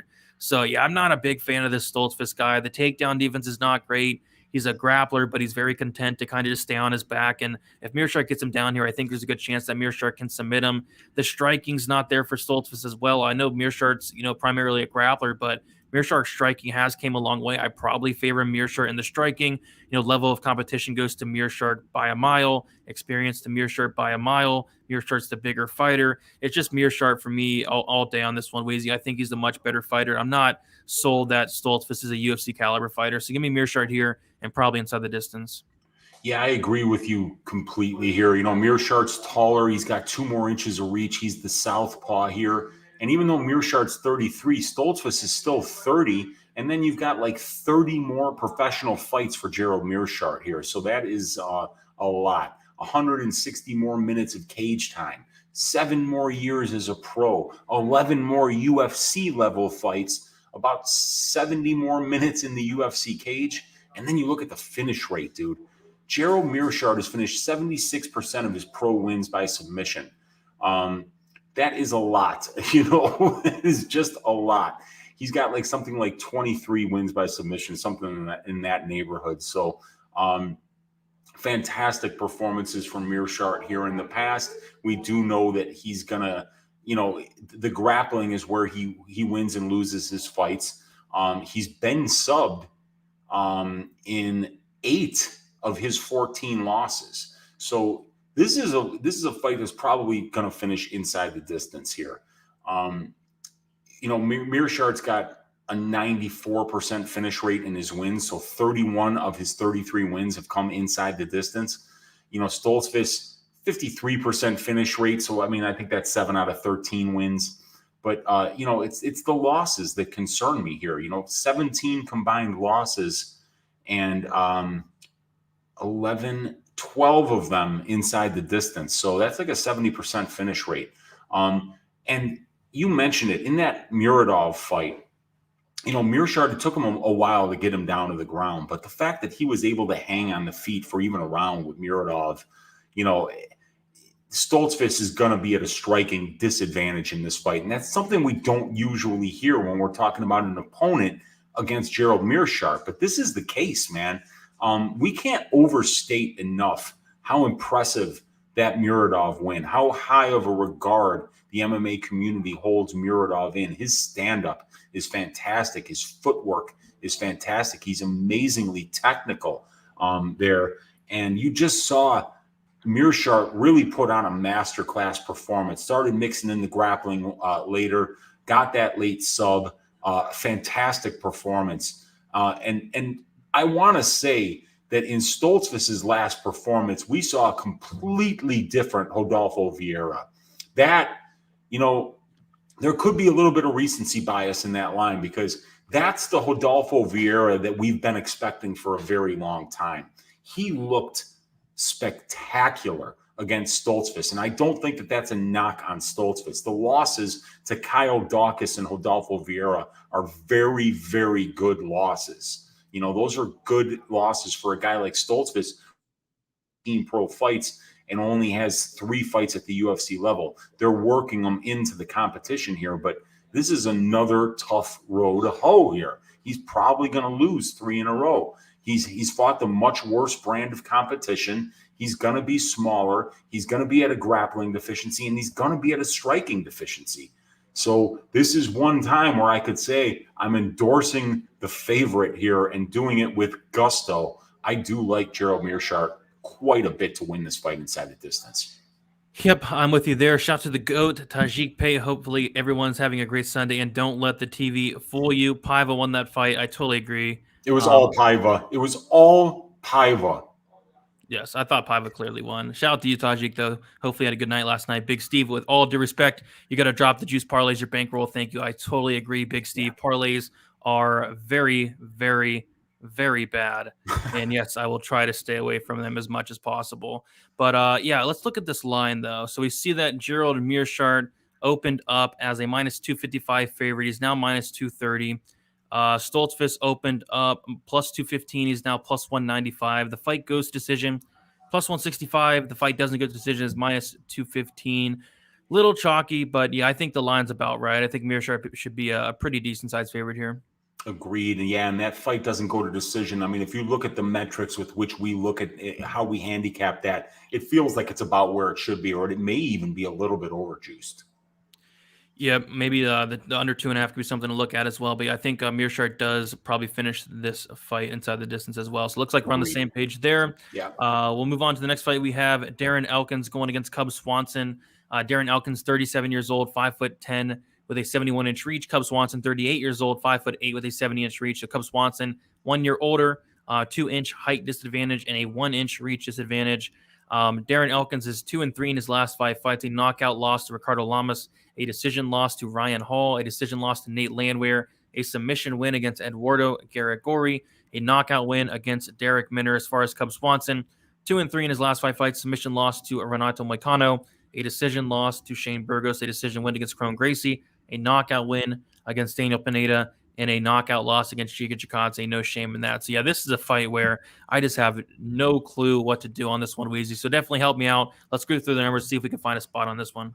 I don't think the numbers are going to be a whole lot of help either. But, you know, I mean, they're both old. They're both really towards the end of their career. 350 minutes of cage time for Elkins, 400 minutes of cage time for Cub Swanson, 39 professional fights for Cub Swanson, 35 professional fights for Darren Elkins. You know, these guys are coming towards the end of their illustrious careers as fighters. And both of these guys, man, they're fantastic. 27-12, 26-9, true warriors. 17-year career for Cub Swanson, almost a 15-year career for Darren Elkins. I am in Indiana right now, and Darren Elkins is an Indiana boy. 24 UFC level fights with almost 300 minutes in the UFC cage for Elkins. He's actually got more UFC experience than Cub Swanson does. If you look at the finish rates for these guys, about 54% for Elkins, about 59% for Swanson. 44% of the time Elkins has been finished inside the distance, and 75% of the time Cub Swanson has been finished inside the distance. So I'd be interested to see what the fight doesn't go to decision is on this fight, as these guys' last 4 combined fights have all finished inside the distance. And they're getting to that age. They're getting to that age where they know after 39 and 35 pro fights respectively, when a fight is getting away from them and they can just say, you know what, I'm going to lift up my chin here, let you get the choke in, and I'm going to grab my check and go home, because there's no reason to take a prolonged 3-round ass beating at this age, you know, with as many fights as these guys have had. But something tells me that Darren Elkins didn't get that memo, and he's never going to quit ever in any fight. The Damage is one of my favorites of all time. I mean, how can't you love both of these guys? They're both, you know, OGs of these lighter weight class divisions that, you know, didn't even start in the UFC, started elsewhere, and then were finally brought into the UFC. It's a great veteran matchup here. Darren Elkins will be the one looking for the wrestling, Brady. 153 career UFC takedown attempts. I don't know if I've ever seen a number that big, actually. I'd have to go through my database and sort it and see who has more takedown attempts than Elkins. But 153 in 24 fights. So this dude always is bringing that wrestling heavy game attack with him. He's out controlling his opponents 36% to 15%.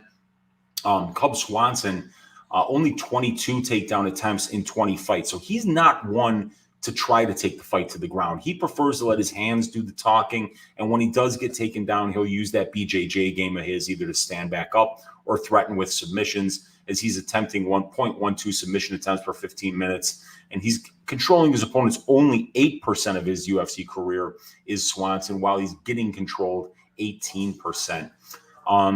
Yeah, so it looks like Elkins will be the one trying to take it to the ground and control the fight on the ground, exploit that 70% takedown defense of Cub Swanson, the fact that he's being controlled about 45 minutes on 26 takedowns. So, you know, you can win minutes there with Swanson. And then if you look at Swanson landing one more significant strike per minute than he absorbs, 13% more accurate on the feet than Elkins, and he's got 8% better striking defense on the feet than Elkins.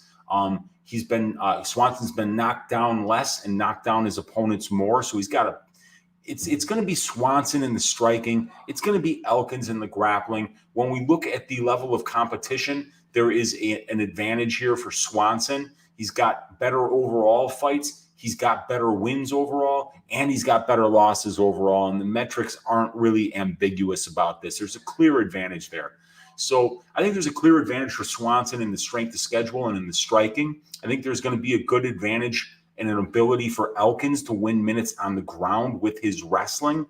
And I'm at this point, I think that Elkins might want it more, but what does that mean coming from me? It's just speculation. But, you know, I'm wondering if Cub is thinking to himself, man, this is my 40th professional fight. I'm 38 years old. Maybe it's time, maybe it's time to hang him up. I think you're going to have to drag Darren Elkins kicking and screaming from mixed martial arts as a professional career for himself. So, yeah, it's an interesting fight, man. I think Elkins can absolutely have success with the wrestling and with his toughness, and that Swanson will be the better technical striker and will be winning minutes on the feet. How do you see this one going? Yeah, I totally agree. I think you broke it down pretty good. Yeah, on the feet, I do favor Swanson quite a bit as well. But yeah, Darren Elkins, 153 attempted takedowns. I think he's going to continue that here. Maybe he can have success on the ground, but yeah, it's a close fight. Don't feel confident one way or another. But the line looks like is in Swanson's favor pretty handily. Opened up minus 155, is now minus 205. Darren Elkins opened up plus 135. He's now plus 175. The fight goes to decision minus 160. The fight doesn't go to decision plus 120. And yeah, I want nothing to do with this fight. I don't have any interest in laying minus 205 on Cub Swanson there. I might have some interest in paying plus 170 to bet Darren Elkins, though, because I do think that line is a little bit wide. And I do know that Elkins loves to get the fight to the ground. And I just feel that the longer this fight goes on, we're going to see Elkins really start to take over, as long as he doesn't get hurt badly early here. But yeah, very interesting fight. Two stud veterans with unbelievable UFC careers and careers prior to the UFC. So this is a great fight. Great way to. Is this starting off the main card here? No, this is the featured prelim, actually. We're going to start off the main card with the next fight. There we go. But yeah, good fight there for sure. Two veterans of the sport. We'll move on to the next fight, though. This fight's going to be very good. Diego Ferreira going against Mateusz Gamrot. Ferreira is 36 years old, 5'9", with a 74-inch reach. Gamrot, 30 years old, 5'10", with a 70-inch reach. So Gamrot, 6 years younger, 1-inch height advantage, and a 4-inch reach disadvantage. We'll look at the last few fights. Diego Ferreira is 3-2 in his last 5 fights. A decision win over Khabibulov, a decision win over Taisimov, a submission win against Anthony Pettis, a decision loss to Beneil Dariush, and a knockout loss against Gregor Gillespie. As far as Mateusz Gamrot, 4-1 in his last 5 fights. A decision loss against Guillaume Kudladze, a knockout win against Scott Holtzman, and a submission win against Jeremy Stevens. I'm really struggling with this fight. I thought for sure I would be betting, Gamrot here, and then I look into it, and I think we might be counting out Diego Ferreira a little bit. We take a look at his last 2 fights. Like, these are not easy fights by any means. Gregor Gillespie, one of the best wrestlers in the division, great grappler, great cardio, and that cardio showed in that fight. It looked like Gregor was slowing down early on, but he just fought through it. He was able to kind of break Ferreira as the fight went on. As far as Beneil Dariush, one of the best grapplers in the division, the scrambles in that fight, and even in the Gillespie fight were phenomenal. Diego Ferreira, legit third-degree black belt in BJJ. The striking's there as well. Just a really well-rounded fighter, but he is getting up there in age. He is now 36 years old. I don't like to see that. As far as Gamrot, Gamrot is everything you're looking for in a fighter. This guy has cardio. This guy has volume on the feet. He has decent power. He has takedowns, very good wrestling, and he's a black belt in BJJ. He's the younger fighter. He's the taller fighter. I like a lot of things I see from Gamrot. The level of competition's a little iffy. Losing to Guram Kuduladzé is not the best loss in the world. I will say I thought he clearly won that fight. I thought he won round 1. In round 3, I thought he could have even won round 2, but he did get dropped early. I'm not sure how they scored it for Kuduladzé there, but a win over Scott Holtzman, knockout win there, and then a submission win against Jeremy Stevens. Those are solid wins, but that's not a Gregor Gillespie, Beneil Dariush, and Anthony Pettis. So I like Gamrot though. I think this is a very close fight. I don't want to completely count out Ferreira, but 36 years old, it's getting up there. It's getting concerning. What do you think about this fight, Weezy? It's a very tough one for me here. Yeah, it's a tough one to call because, you got, even in certain statistics, you got one side on one and you got the other side on one. For instance, the tail of the tape, you love the 6 years younger Mateusz Gamrot, but then you also look down 2 rows and you see Ferreira's got a 4-inch reach advantage, and it's Gamrot who's the southpaw, and then we look at the experience. They both have 21 pro fights. So, you're not really giving up experience with the younger Gamrot here. But what you are giving up is UFC experience because, Ferreira's got 12 UFC level fights. Gamrot's only got 3. And, you're giving up that experience level where, Ferreira doesn't have a lot of miles on the tires. He's only fought twice a year for 10 years, while Gamrot is fighting almost 10 years, actually 21 fights. So, yeah, he's just been a little more active, has Gamrot, but he's actually got more time in the cage. But it's Ferreira does have the more UFC experience, so I would give Ferreira the experience edge here. In terms of finish rates, 59% for Ferreira, 58% for Gamrot, so almost identical there. And then in the 5 combined losses, only 2 of them have finished inside the distance. Diego Ferreira's been knocked out twice, though. But, the thing is, that performance by Gregor Gillespie, I've never really even seen anything like that. He was so, his output was next level. He was wrestling and ground and pounding and scrambling, and being on the ground with a black belt like Ferreira is terrifying. But, Gillespie didn't shy away from it at all. It looked like he had completely gassed out after the first round. And then he just came out there and put the exact same pace on him. I don't know how he did it. He said that if I'm dying if I'm dying and I have nothing left in the tank, I can only imagine what my opponent is feeling if I'm the one on top of him. And I guess that just drove him. So you got to look at the strength of schedule here and realize that, not only does Ferreira have that UFC level experience, but he's got the strength of schedule experience here too. And, and Diego Ferreira has been, improving his striking while he's been at Fortis. 4.7 strikes a minute landed, 3.38 absorbed. He throws a ton more volume than his opponents do. Diego's attempting 12.4 significant strikes a minute, while his opponents are only attempting 7.8. So that's actually very important.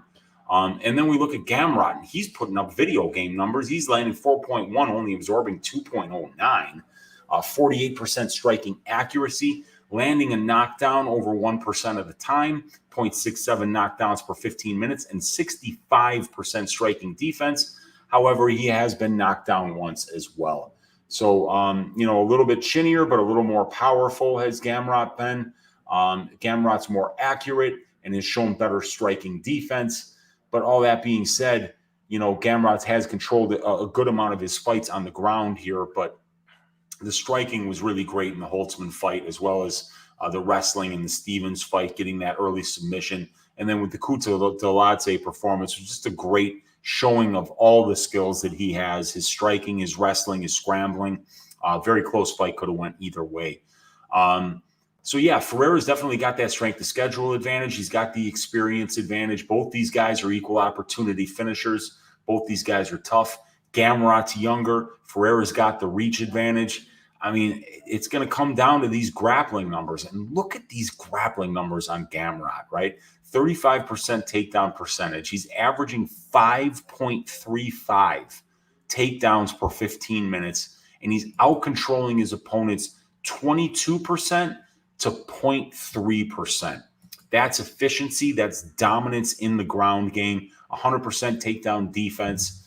And just, a ratio of like 70-1. He gets 70 seconds of control time for every 1 second that his opponent gets. And then we look at Ferreira, and he will get out-controlled because he's a black belt, he's happy to play off his back sometimes, but that's not going to work against Gamrot. He's very, very good on the ground, and Gamrot has never been submitted in his career. So if he does give up takedowns and accept bottom position here, he might be the one getting submitted. But Ferreira gets takedowns at a 24% clip, averages less than 1 per 15 minutes, so it's really not his game. Only 6 takedowns in 12 fights. And we see a 66% takedown defense. He's being controlled about 28 minutes of his UFC time on 18 takedown attempts. So if Gamrot does get takedowns, he could easily win minutes on the ground and, rack up a lot of control time here. So, yeah, Ferreira being 6 years older is a big concern to me. He's not done yet. He's only got 21 fights in his pro career. So, I think there's a lot left in the tank for Ferreira. But Gamrot, definitely an up-and-comer, very hungry, has shown really 3 great performances back-to-back here. But this is a big, big step up in competition for Mateusz Gamrot. And that leaves us with a little bit of missing information to see how he's going to perform when he performs against somebody that's a little bit better than everybody he's faced so far.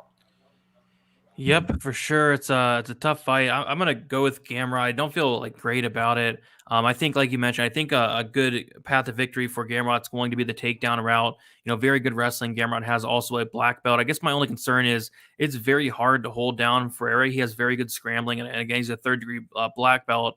And even like the Dariush fight, it's very hard to hold him down. A guy like Dariush was having trouble holding him down. Same with Gregor Gillespie, was having a ton of trouble holding him down.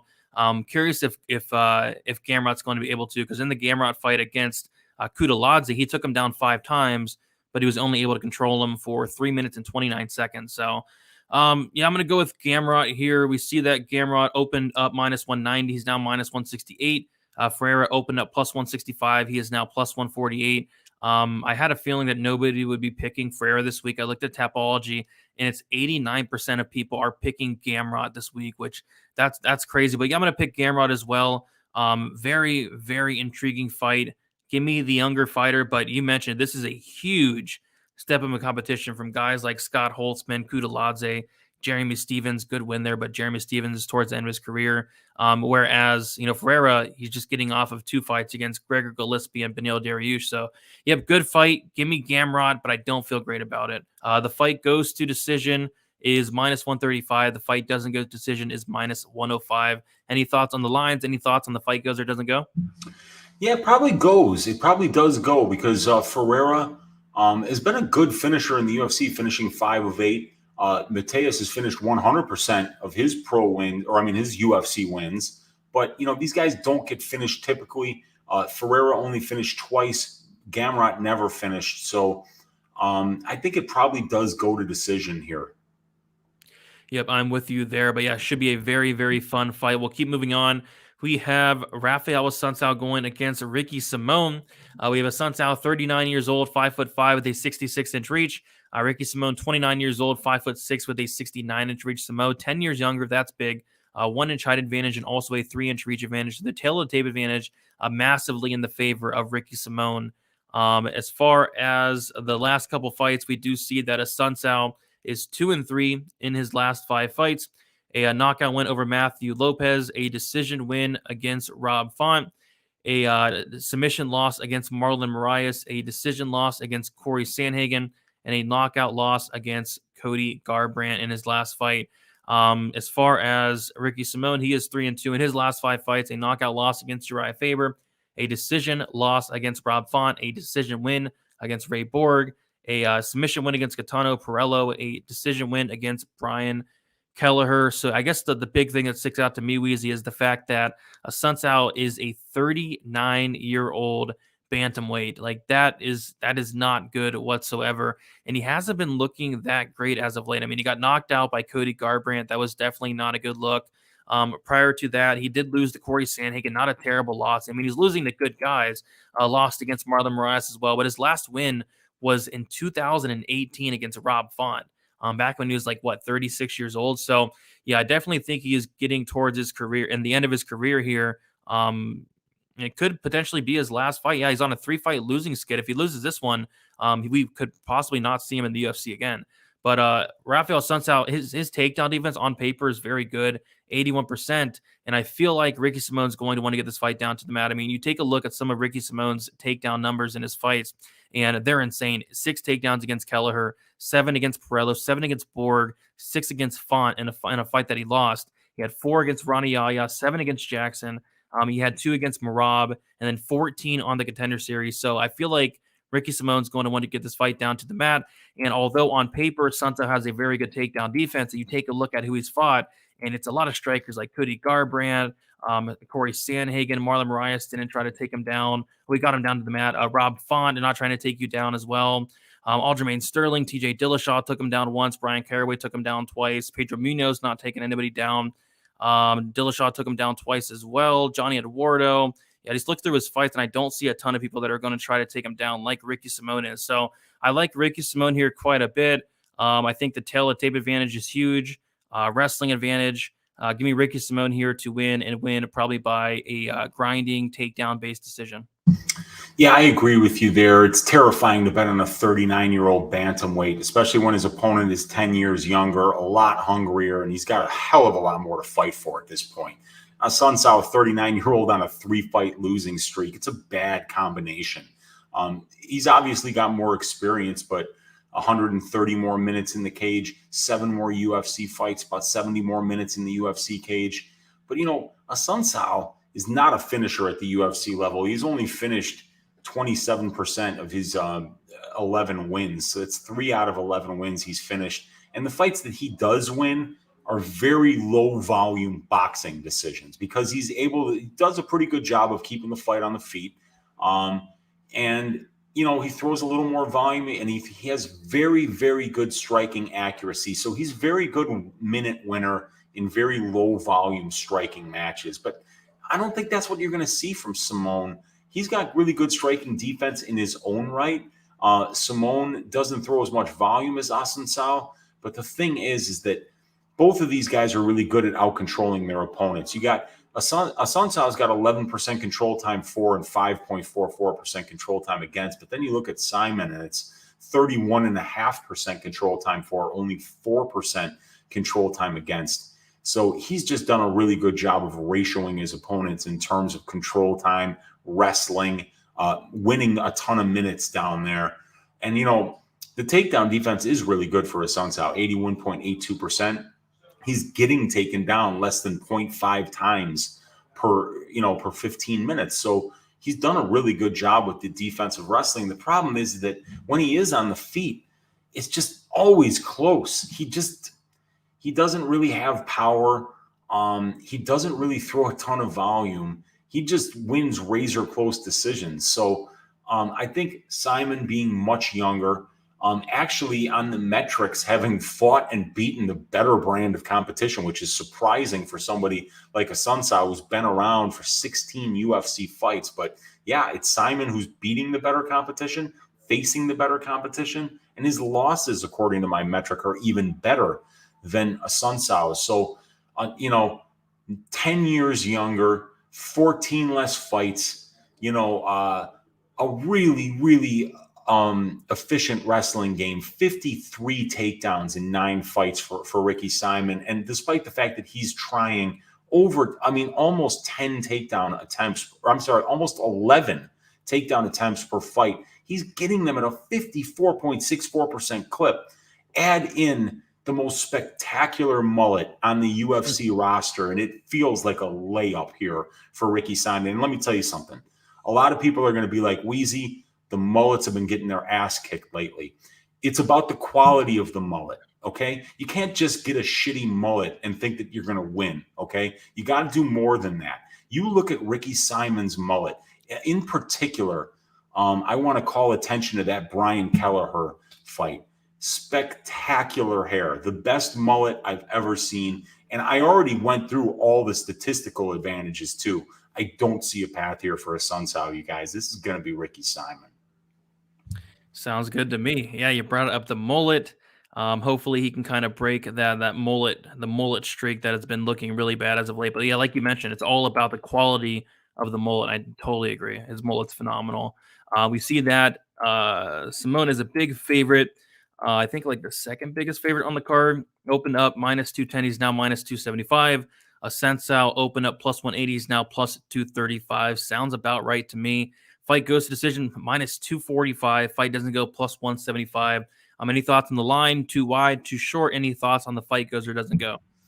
Yeah, I like any Assunção fight. I think it's usually pretty safe. He has been finished in 4 out of 8 losses and in 3 out of his 5 UFC losses. But it's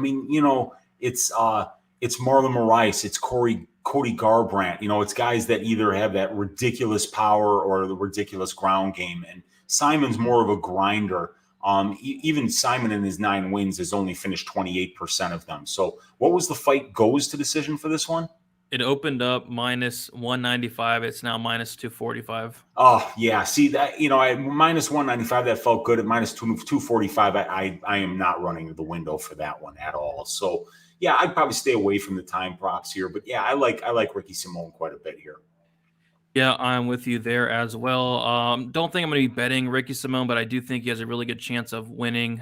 Don't see myself doing any parlays this week. Shout out to Big Steve. Drop the juice parlays. I will listen to Big Steve here. I will not put Ricky Simón in a parlay. Shout out to you, Big Steve, for that. Appreciate it. Helping me out here. But we'll move on to the next fight. We have Lemos going against Hill. Speaking of juice, Amanda Lemos, the biggest favorite on the entire card by a mile. Lemos, she's 34 years old, 5'4" with a 65-inch reach. Angela Hill, 36 years old, 5'3" with a 64-inch reach. Lemos is going to be 2 years younger, 1-inch height advantage and 1-inch reach advantage. So the tail of tape advantage is going to Amanda Lemos. Take a look at their last couple fights here. Lemos is 4-1 in her last 5 fights, a knockout loss against Leslie Smith. That was at 135. This fight is at 115. In a fight where she looked good early and then she kind of gassed out bad as the fight went on. Leslie finished her in that second round. Submission win over Miranda Granger, decision win against Inoue, a knockout win against Livian Souza, and then a knockout win against Montserrat Ruiz. As far as Angela Hill, 2-3 in her last 5 fights, a decision win against Aluma, Luke Bunmi, a decision loss against Claudia Gadelia in a very close fight, a decision loss against Michelle Watterson in a very close fight, a decision win against Ashley Yoder, and then a decision loss against Tisha Torres. So yeah, this is a maybe a passing of the torch fight where Angela Hill, she's fighting the Torres, she's fighting the Watterson, she's fighting the Gadelias, of the UFC, where Lemos, she's not fought anybody really. I mean, Montserrat Ruiz, probably not UFC caliber. Livian Souza, not UFC caliber. Miranda Granger, not UFC caliber. So this is going to be the first true test of Amanda Lemos. Amanda Lemos, although she's not fighting the best competition, she is beating these fighters very handedly and very impressively. The Souza fight was eye-opening. She knocked down Souza multiple times, made it look easy. In the Ruiz fight, she knocked her out in less than a minute as well. She has been looking phenomenal, but of course, we do got to factor in that it's not the best level of competition. So I think it's going to be a great test here for Lemos. In terms of the striking, I think the volume could be very competitive here, but we're going to see that Lemos is going to be landing the much harder shots. She has so much power in her hands. Angela Hill's never been knocked down in the UFC. I think that's very interesting. And also, Angela Hill has never been knocked out in the UFC or outside of the UFC in 23 fights. So The power advantage does go to Lemos, though she will be landing the harder shots. As far as the ground game, Lemos' ground game is very good, but we have seen Angela Hill really improve her takedown defense throughout the years, and it is now 77%. So, yeah, I think it's a fight that, I like Lemos here. She's the younger fighter slightly, but I just feel like she has a much, much higher ceiling than Angela Hill. I feel like this is a spot where she's going to take that step up in competition, and I think she passes the test, but I'm really curious to hear your thoughts on this one, Weezy. Yeah, well, Lemos is 34 years old, so a lot of people talk about her like she's a prospect. You're not a prospect at that age. At that age, you got to go now, and I mean now. So this is the first step up for her. She's fighting a woman in Hill who has 18 UFC fights. There are very few women's fighters right now, I think. I don't know if anybody has 18 fights. Angela Hill might have the most damn fights in UFC women's history, and I'm not joking about that. It's going to be close. So she's got a big experience advantage here, does Angela Hill. She's got 11 more fights. She's got 220 more minutes of cage time. She's been a pro for only 3 months longer, so you could tell she's been much more active than Amanda Lemos has. 13 more fights at the UFC level, over 200 more minutes in the UFC cage for Angela Hill. So yes, absolutely. Really big experience advantage here. And the measurables are almost identical. 1 inch reach advantage for Lemos, 1 inch height advantage for Lemos, and 2 years younger. So I'll give Lemos the tail of the tape. I'll give Angela Hill the pro experience and the UFC experience. It's obviously Lemos when it comes to the finishing stats. 9 of 10 of her 10 wins finishing inside the distance, while for Hill, it's 38%. And then we got Lemos finished in her only loss, and Angela Hill submitted in 2 of her 10 pro losses. The power for Amanda Lemos is terrifying. You don't see those kind of power metrics anywhere in the UFC in the women's divisions. At landing a knockdown on 2% of the significant strikes that she's landed. So that's 4 knockdowns in 5 fights for Amanda Lemos. Very impressive. She's throwing as much volume as her opponents, but she's landing about 1 more significant strike per minute than her opponents, and it's 6.32 significant strikes per minute. Hill lands about a half more significant strike per minute than her opponents do, and her opponents actually out-volume her quite a bit. But, we got to look at one thing here. Amanda Lemos, 46% striking defense. That's not good. While we see 63% striking defense for Angela Hill here, and Lemos obviously a lot more accurate on the feet and a lot more powerful. So, while Angela Hill has kind of like went through her entire UFC career fighting a lot of people who were singly working on taking her down, that's not going to be the case here. She's going to be standing up in this fight. Lemos is going to probably keep this fight standing. And Hill has shown pretty damn good takedown defense over in the latter half of her UFC career. So I do see her stopping any takedowns from Lemos, even though Lemos has been 100% on her takedown attempts. She throws those hands.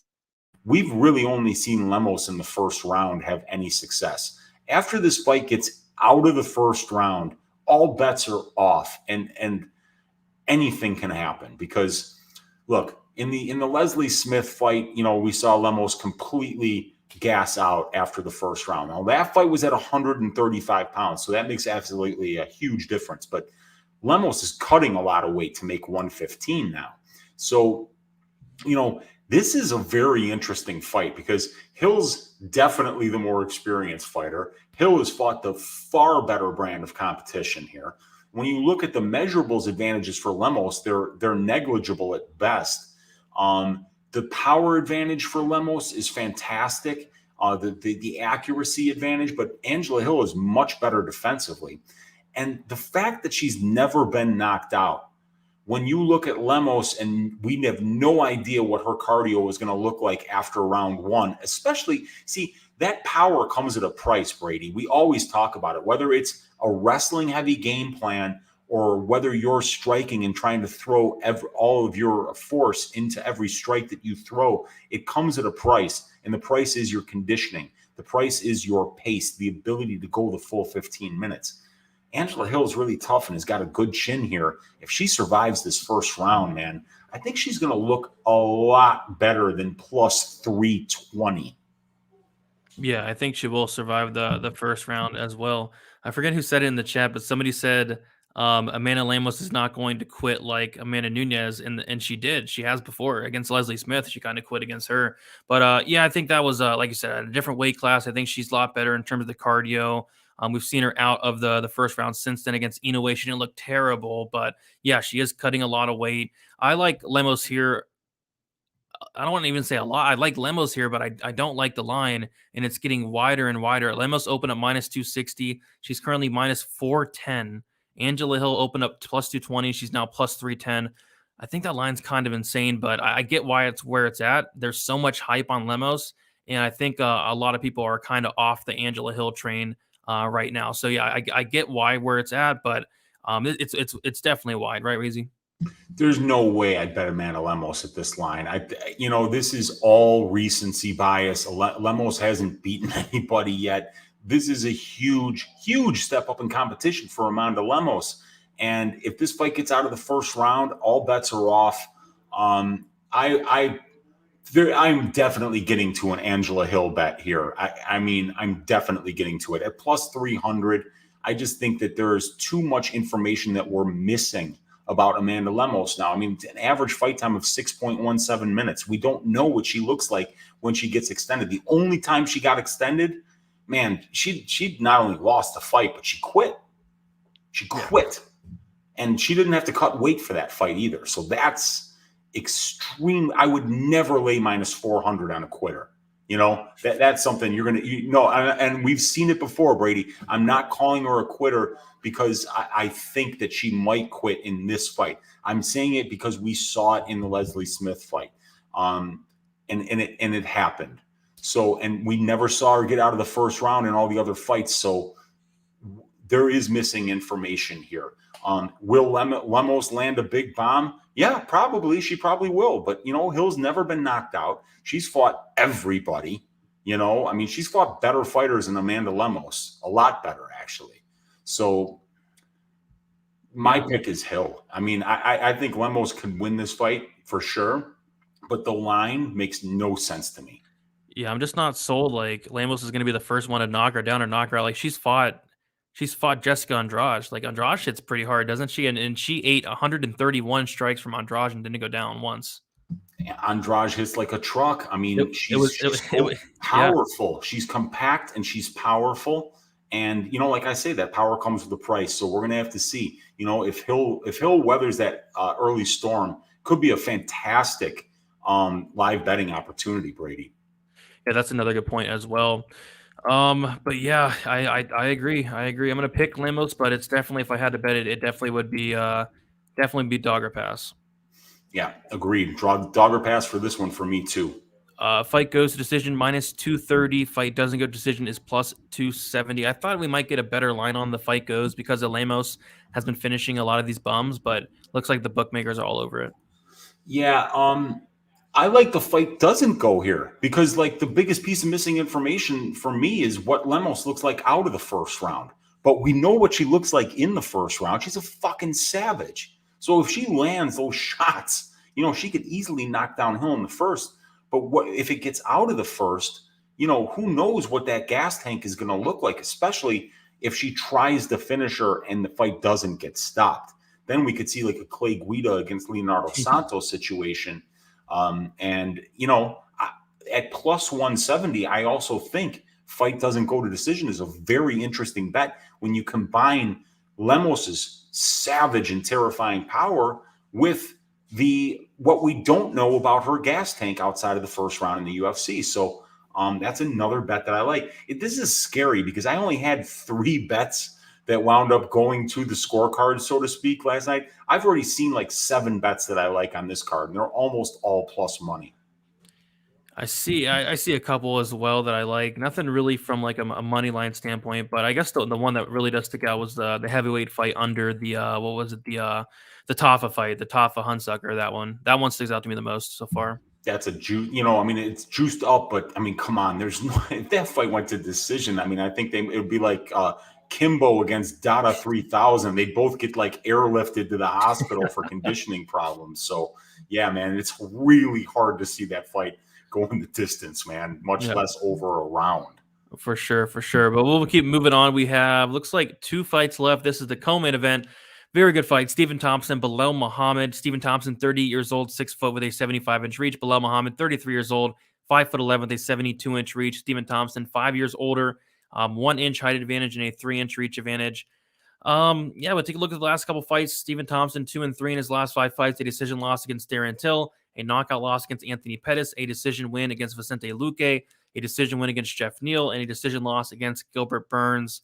As far as Belal Muhammad, 4-0 and 1 no contest in his last 5 fights, a submission win against Takashi Sato, a decision win against Lyman Good, a decision win against Diego Lima, no contest against Leon Edwards, and then a decision win against Damian Maia. So, yeah, I mean, this is a fight where, I think it's a good spot for Stephen Thompson here. I think he's going to be the better striker.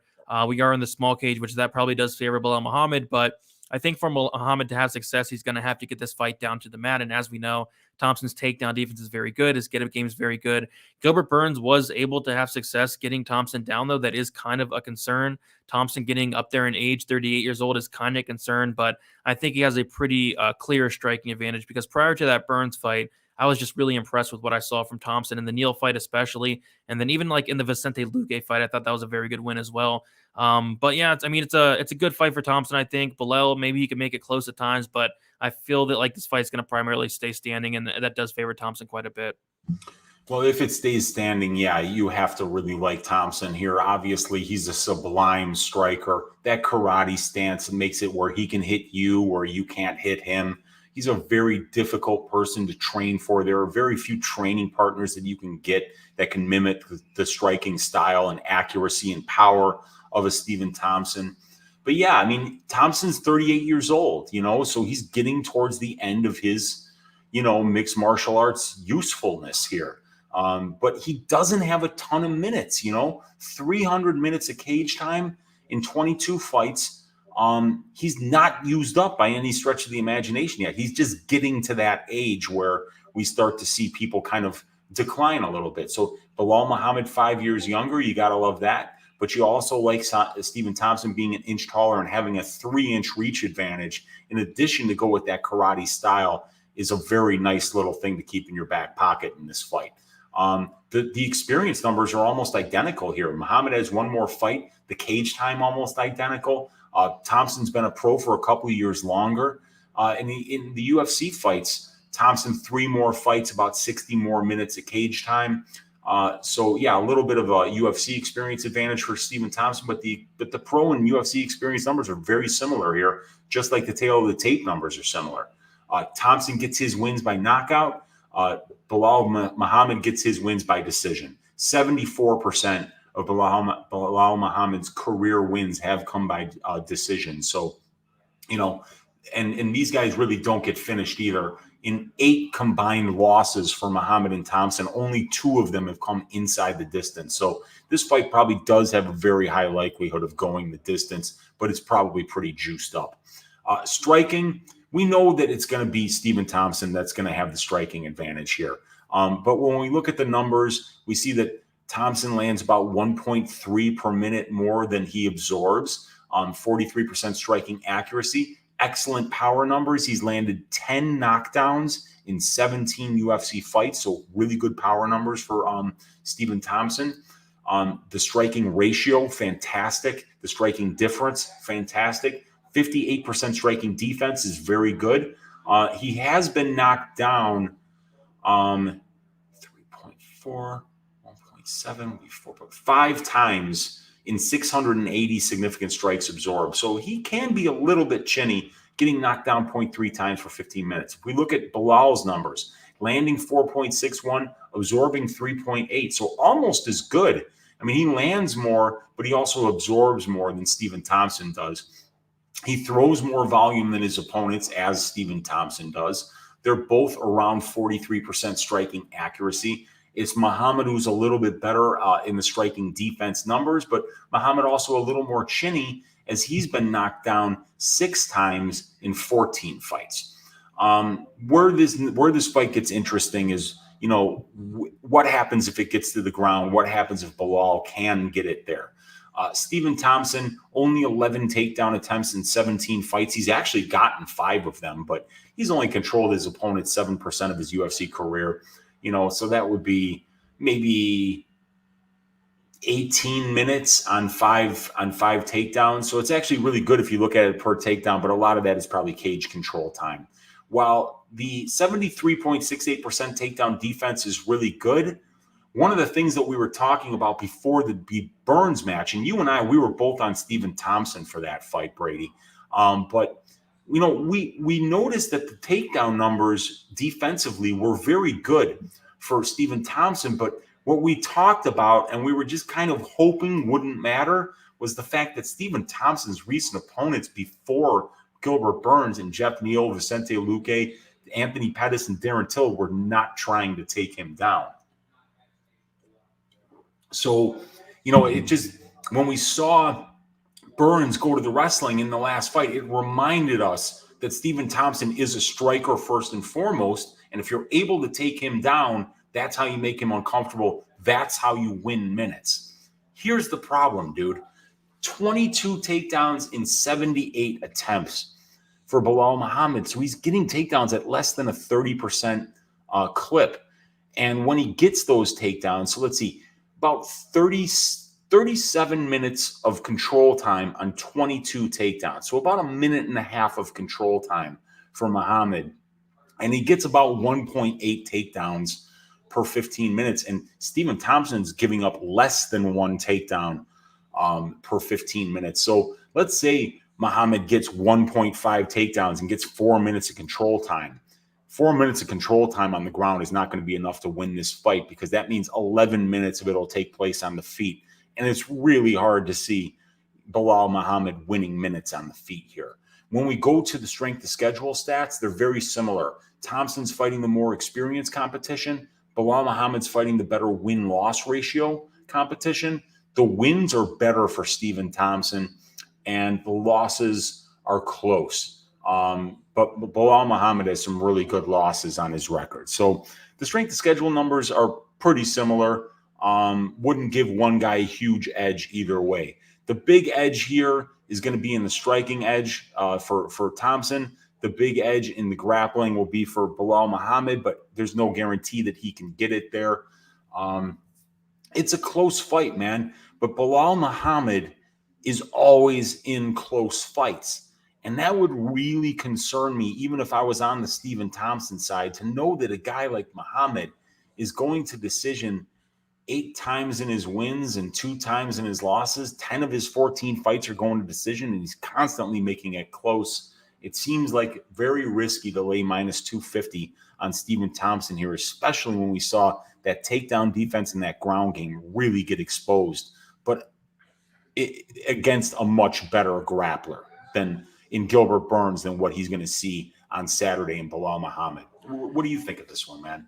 Yeah, and on top of that, the age is getting up there as well for Thompson. So I think we're going to start seeing like a decline coming in the very near future. Maybe this fight as well, but I think we're going to start seeing Thompson kind of slow down in terms of his skill a little bit. I mean, he looked great against Neal, looked great against Luque. I thought he looked off against Burns, but again, that is Gilbert Burns there. Yeah, I mean, I see it pretty much the same way as you. I see, Thompson's going to have a massive striking advantage here, but I think Belal could be, competitive at times, and also Belal trying to mix in the takedowns here or there. And you brought up a really good point about Stephen Thompson and just not fighting a lot of people that are going to try to take him down. What comes to mind in the past, in his entire career really is Gilbert Burns tried to take him down. Tyron Woodley took him down twice. And then other than that, Johnny Hendricks was a good wrestler. He didn't even try to take him. He tried to take him down like one time. He got stuffed, and then he didn't try again. But other than that, like, he's not fighting many guys that are going to try to take him down. So maybe Belal could get him down here or there. This fight, it could be close. But yeah, minus 250. I don't feel comfortable running and betting on Stephen Thompson here at minus 250. Opened up minus 250, currently minus 250. Belal Muhammad opened up 210, currently 210. I think he wins, but I don't want to lay minus 250. The fight goes to decision. Opened up minus 190, currently minus 230. I would have not minded at minus 190 whatsoever. I think this does go to decision. Even at minus 230, probably some value on that. Fight doesn't get a decision is now plus 170. Any thoughts on the line? Do you think it's wide? Any thoughts on the fight goes or doesn't go? Yeah, I think it goes to decision. Like I say, Belal just makes it greasy, makes it close. And yeah, it would be dog or pass for me on this line because, like I say, Belal Muhammad is one guy that you can count on to make the decisions that are best for him in the cage. I don't think Belal Muhammad has bad fight IQ at all. I think he's always working to win minutes. And because he wins decisions, he understands how important minute winning is. And as a result of that, a guy who in 14 fights has attempted 78 takedowns leads me to believe that he knows he needs to make this fight greasy. He knows he's not going to win a striking match with Stephen Thompson. But so you want to see somebody who's attempting 5 takedown attempts per fight, somebody that's going to go out there and shoot, going to hold him up against the wall. He's getting 1.8 takedowns per 15 minutes. He's out controlling his opponents at a 4-to-1 ratio. Those are the kind of stats I want to see from somebody that's fighting a Stephen Thompson type. And as a result of that, I think that, if Belal goes in with the game plan where I'm going to win minutes grappling and I'm going to bring the kind of conditioning and pace it takes to win that kind of fight, I think he's very live here, and I think the line is too wide for Stephen Thompson. Yep, agree. I think it could be a lot closer than the line does indicate. Dan saying, I'm on the 11 prediction. What are the odds on him twerking? I think they opened up around like minus 300. Yeah, because he's, if he wins this fight, you're probably going to see a twerking move or some kind of a dirty dancing move with his coach there. So, it's I think it's wide. I think it's wide at this point. I'd like to see it come back into maybe minus 175 or something. Him shaking his ass is at plus money though. Well, we're going to have to talk about that one, Brady, because that looks like it has some volume. All right. So thank you, Dan, pointing that out. We didn't even touch on that. But we'll go for the main event here. So for the main event, me and Uncle Weezy will be on my channel tomorrow, DFS by the numbers at 5:30 p.m. Eastern time. We're going to take a main event deep dive, go very deep into this main event. So be sure to check that out tomorrow. But yeah, we have a very interesting main event here. Very fun one. Derrick Lewis, Chris Daukaus. Derrick Lewis, he is 36 years old, 6'3" with a 79-inch reach. Daukaus, 32 years old, 6'3" with a 76-inch reach. So Daukaus, 4 years younger, same height, and he's going to have a 3-inch reach disadvantage.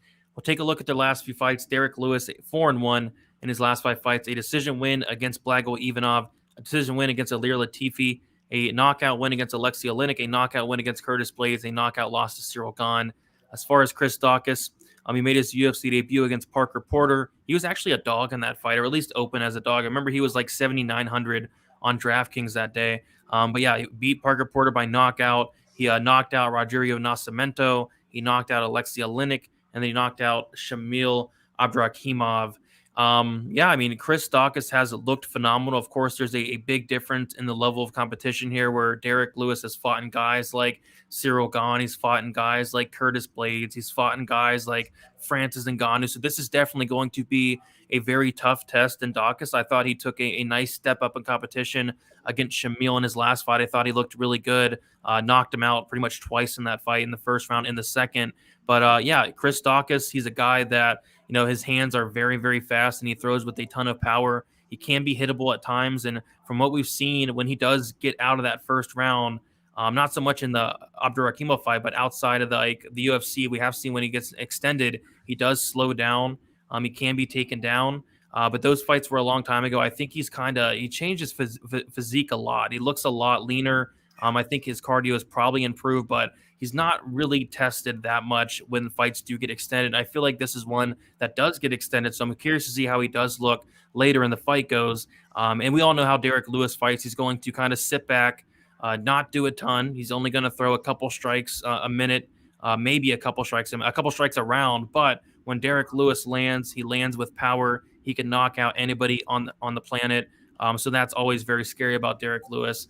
I was thinking about betting Chris Daukaus earlier on. After looking into it, I think there's another way I do want to play this, just because of how dangerous Derrick Lewis is. Even when Derrick Lewis is hurt, that's when he's still dangerous. He always gets hurt. He sets traps. His opponents walk in and he tries to catch you.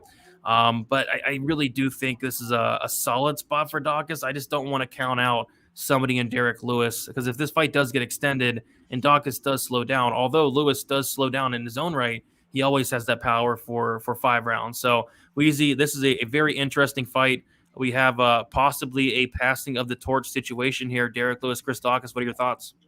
Yeah, Chris Daukaus 4 years younger. It's Lewis who's going to have the reach advantage here. Lewis has almost 20 more fights than Daukaus in his career, and he's got about 220 more minutes in the cage as a pro, and about almost 4 more years as a pro. So 18 more UFC level fights, 200 more minutes in the UFC cage. Derrick Lewis has 12 UFC wins by knockout. I don't know if there's anybody that's knocked out more people than Derrick Lewis in the history of the UFC. So he is the knockout king. He's got it tattooed across his chest so you don't forget it.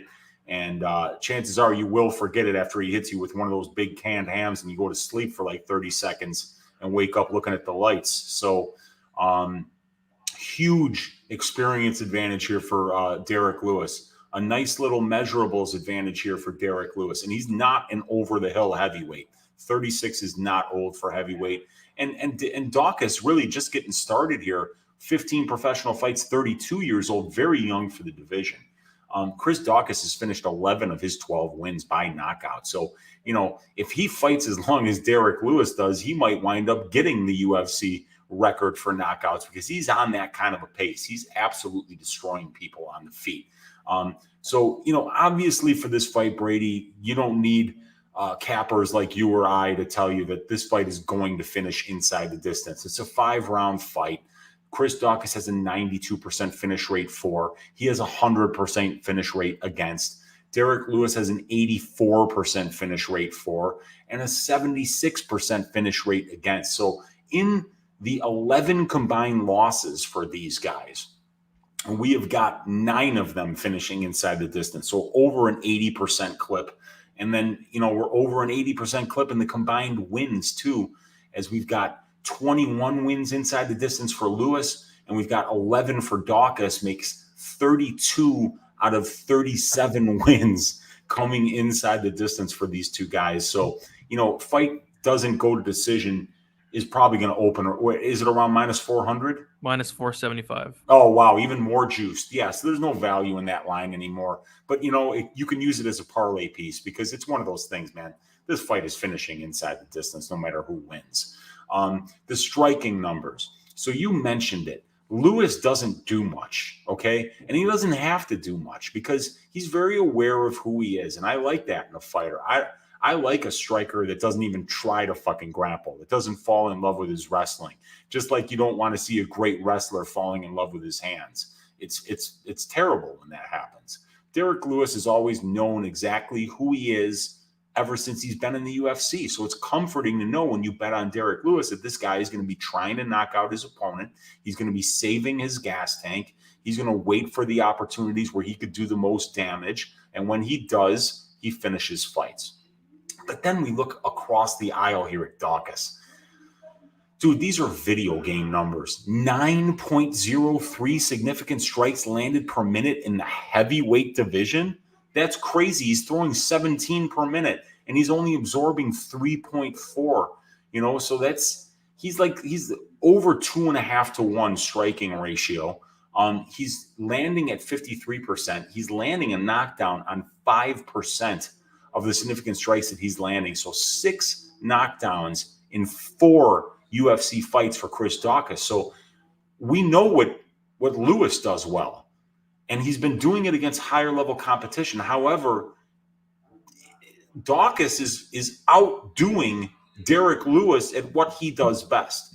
Then we got to talk about the grappling because Daukaus is actually pretty good on the ground. He's a black belt in Brazilian Jiu-Jitsu, and I don't think Derrick Lewis even owns a gi. So if this fight goes to the ground, you got to believe that Daukaus will have a good advantage there. Unless Derrick Lewis winds up on top, because that dude's ground and pound is absolutely savage. But here's the thing, though. Daukaus in 4 fights has attempted 0 takedowns. So it's not likely that he's going to try to win minutes down there. I think he's going to win minutes on the feet. I think he's going to throw more volume. I think he's going to be more accurate, and I think he'll be more defensively sound here. That 64% striking defense that he's shown thus far in the UFC is not by accident. You know, he does have very good technical boxing skills, and the fact that he does throw the kind of volume that he throws, and he showed a good chin against Abdurakhimov. Abdurakhimov did hit him clean a couple times, but Shamil Abdurakhimov is a much cleaner technical striker than Derrick Lewis will ever be. And Shamil Abdurakhimov fought Derrick Lewis and dominated him for about 3.5 rounds. And if that fight hadn't have been a 5-round main event, Abdurakhimov would have flat out beat Derrick Lewis. So the strength of schedule obviously is for Derrick Lewis here. But, you know, the funny thing about Daukaus is, despite the fact that he's come in and he's beat low-level guys, these low-level guys are beating everybody that they're fighting, not named Chris Daukaus. Parker Porter, 2-1 in the UFC. Only loss on his record, Chris Daukaus. Rodrigo Nascimento, 3-1 in the UFC. The only loss on his record is Chris Daukaus. And then Alexei Oleinik and now Shamil Abdurakhimov. So he's climbing this ladder and doing it in a way that gives you a lot of confidence that he can continue to make this rise. And he's fighting a very one-dimensional opponent here that I think he can game plan for. I think he's going to have the better conditioning. And here's the crazy thing. I think Chris Daukaus actually has the power advantage here. I mean, do I sound crazy when I say that, Brady? A little bit. I was listening to an interview with Chris Daukaus, and he said that he thinks that Derrick Lewis hits harder than Ngannou. Wow. Okay, well, here's what the numbers are telling me. 12 UFC knockdowns 12 UFC knockouts for Derrick Lewis, but he's landed 535 strikes and really only gotten 7 knockdowns. So Derrick Lewis has 7 knockdowns in 22 fights. Chris Daukaus has 6 knockdowns in 4 fights. So I'm not that crazy for saying that it might be Daukaus that has the better power in this fight. Chris Daukaus has finished his last 5 fights by knockout. You know, this guy is landing a knockdown basically 1 out of every 20 strikes. If he lands 20 strikes on you, the odds say that he has landed a knockdown by his current rate that he's landing those knockdowns at. So I know it sounds crazy, but Derrick Lewis is very one-dimensional. He's not the kind of guy that has great power because you're worrying about the takedown attempt from him. He's very one-dimensional. He doesn't throw a lot of volume. I think Chris Daukaus is just better everywhere. And I'm going to go out on a limb and say that he's the more powerful striker in this match because he's more accurate, because he's more technical. I got to be on the Daukaus side here. I mean, I totally agree. I mean, I always seem to pick against Derrick Lewis. Like, I was very confident in Curtis Blades to beat him. I thought Curtis Blades had so many advantages, but, you know, sometimes those advantages just don't matter at heavyweight. And same thing here. Like, I think Chris Daukaus is the much better fighter. I don't even think it's close. Like you said, better cardio, higher output, better striking. But all it does take is one. So that's what kind of scares me away a little bit. But yeah, I totally agree. I think Daukaus should win. I think he should win comfortably and finish Derrick Lewis at some point. But I've been very confident against, betting against Derrick Lewis before, and it has not always worked out. So kind of hesitant. But yeah, I do think Daukaus is the clear side. What I was kind of thinking about doing is maybe laying minus 140 on Daukaus and then hedging with Lewis KO, because I don't see Lewis submitting him, obviously, and I don't see Lewis winning minutes at all and winning decisions. So maybe that could be the case there, but the fight doesn't go minus 475. Fight goes decision plus 325. I think they're going to open up the over-under at 1.5 rounds there more than likely. Daukaus opened up minus 160. He's now minus 140. Derrick Lewis opened up plus 140. He is now plus 120. And yeah, I think the line could definitely be wider, but again, it only takes one shot and it could be over.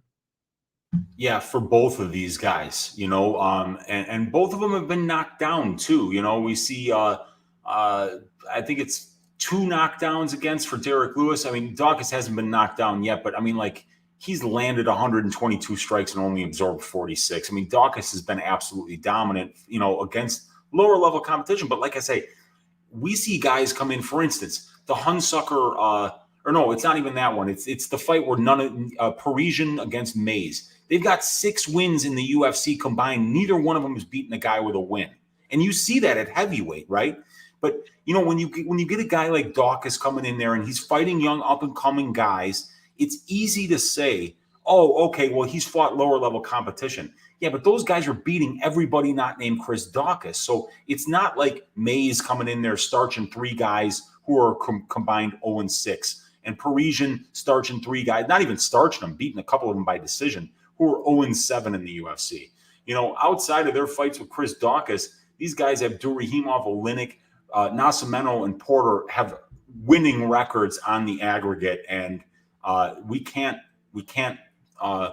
overlook the fact that Chris Daukaus is beating pretty damn good competition, even on the lower level. So this step up, I think, is a fair one for him. And I think he's going to open some eyes on Saturday night. Yeah, I mean, I think eyes should already be open, but if there are still some eyes that aren't open, yeah, I totally agree with you. I think Chris Daukaus does get it done inside the distance. How are you looking to play this? Are you looking to play the money line on Daukaus, the inside the distance? Are you looking at playing like an over and under? If you were to play something in this fight, what are you looking at? Okay, so where is that? The fight doesn't go is what? Minus 475. So that would be the best way to end any parlay that you have on the card.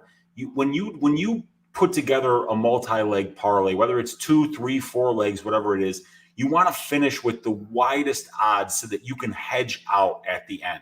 So like, for instance, here, fight goes to decision is plus 325. You'll probably be able to find it at plus 400 by Saturday, you know? So at the end of the parlay, let's say you're going to win 1 unit on the parlay, you can just throw a quarter unit on the other side of the last leg and guarantee yourself a win. So it's kind of nice. But yeah, I would play the fight doesn't go to decision as a parlay piece, ending up your parlay. Whether you like Lewis or whether you like Daukaus, whatever your read is, bet him to win inside the distance, because Daukaus got cracked a couple times by Shamil. And Shamil's, while Shamil doesn't have that knockout power that Lewis does, he's a very similar striker to Lewis in that he's low volume. He kind of lulls you into a staring match and will land those big shots while you're standing in front of him. So I think that Daukaus did a great job against Abdurakhimov, throwing more volume, entering the pocket, and being the one that was throwing in combination more. So I think that'll be good. Lewis inside the distance if you're on the Lewis side, Daukaus inside the distance if you're on the Daukaus side, and fight doesn't go to decision is a fantastic way to end up any parlay.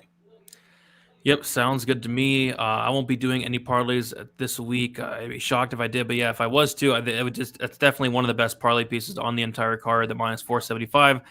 Yeah, don't know how I'm going to play it yet, but yeah, I do think Daukaus wins and wins inside the distance. So yeah, we did it. 14 fights, not the best card in the world, but there are some good ones. I'm definitely looking forward to the main event. But yeah, Uncle Weezy, let them know where they can find you, what you have going on throughout the week.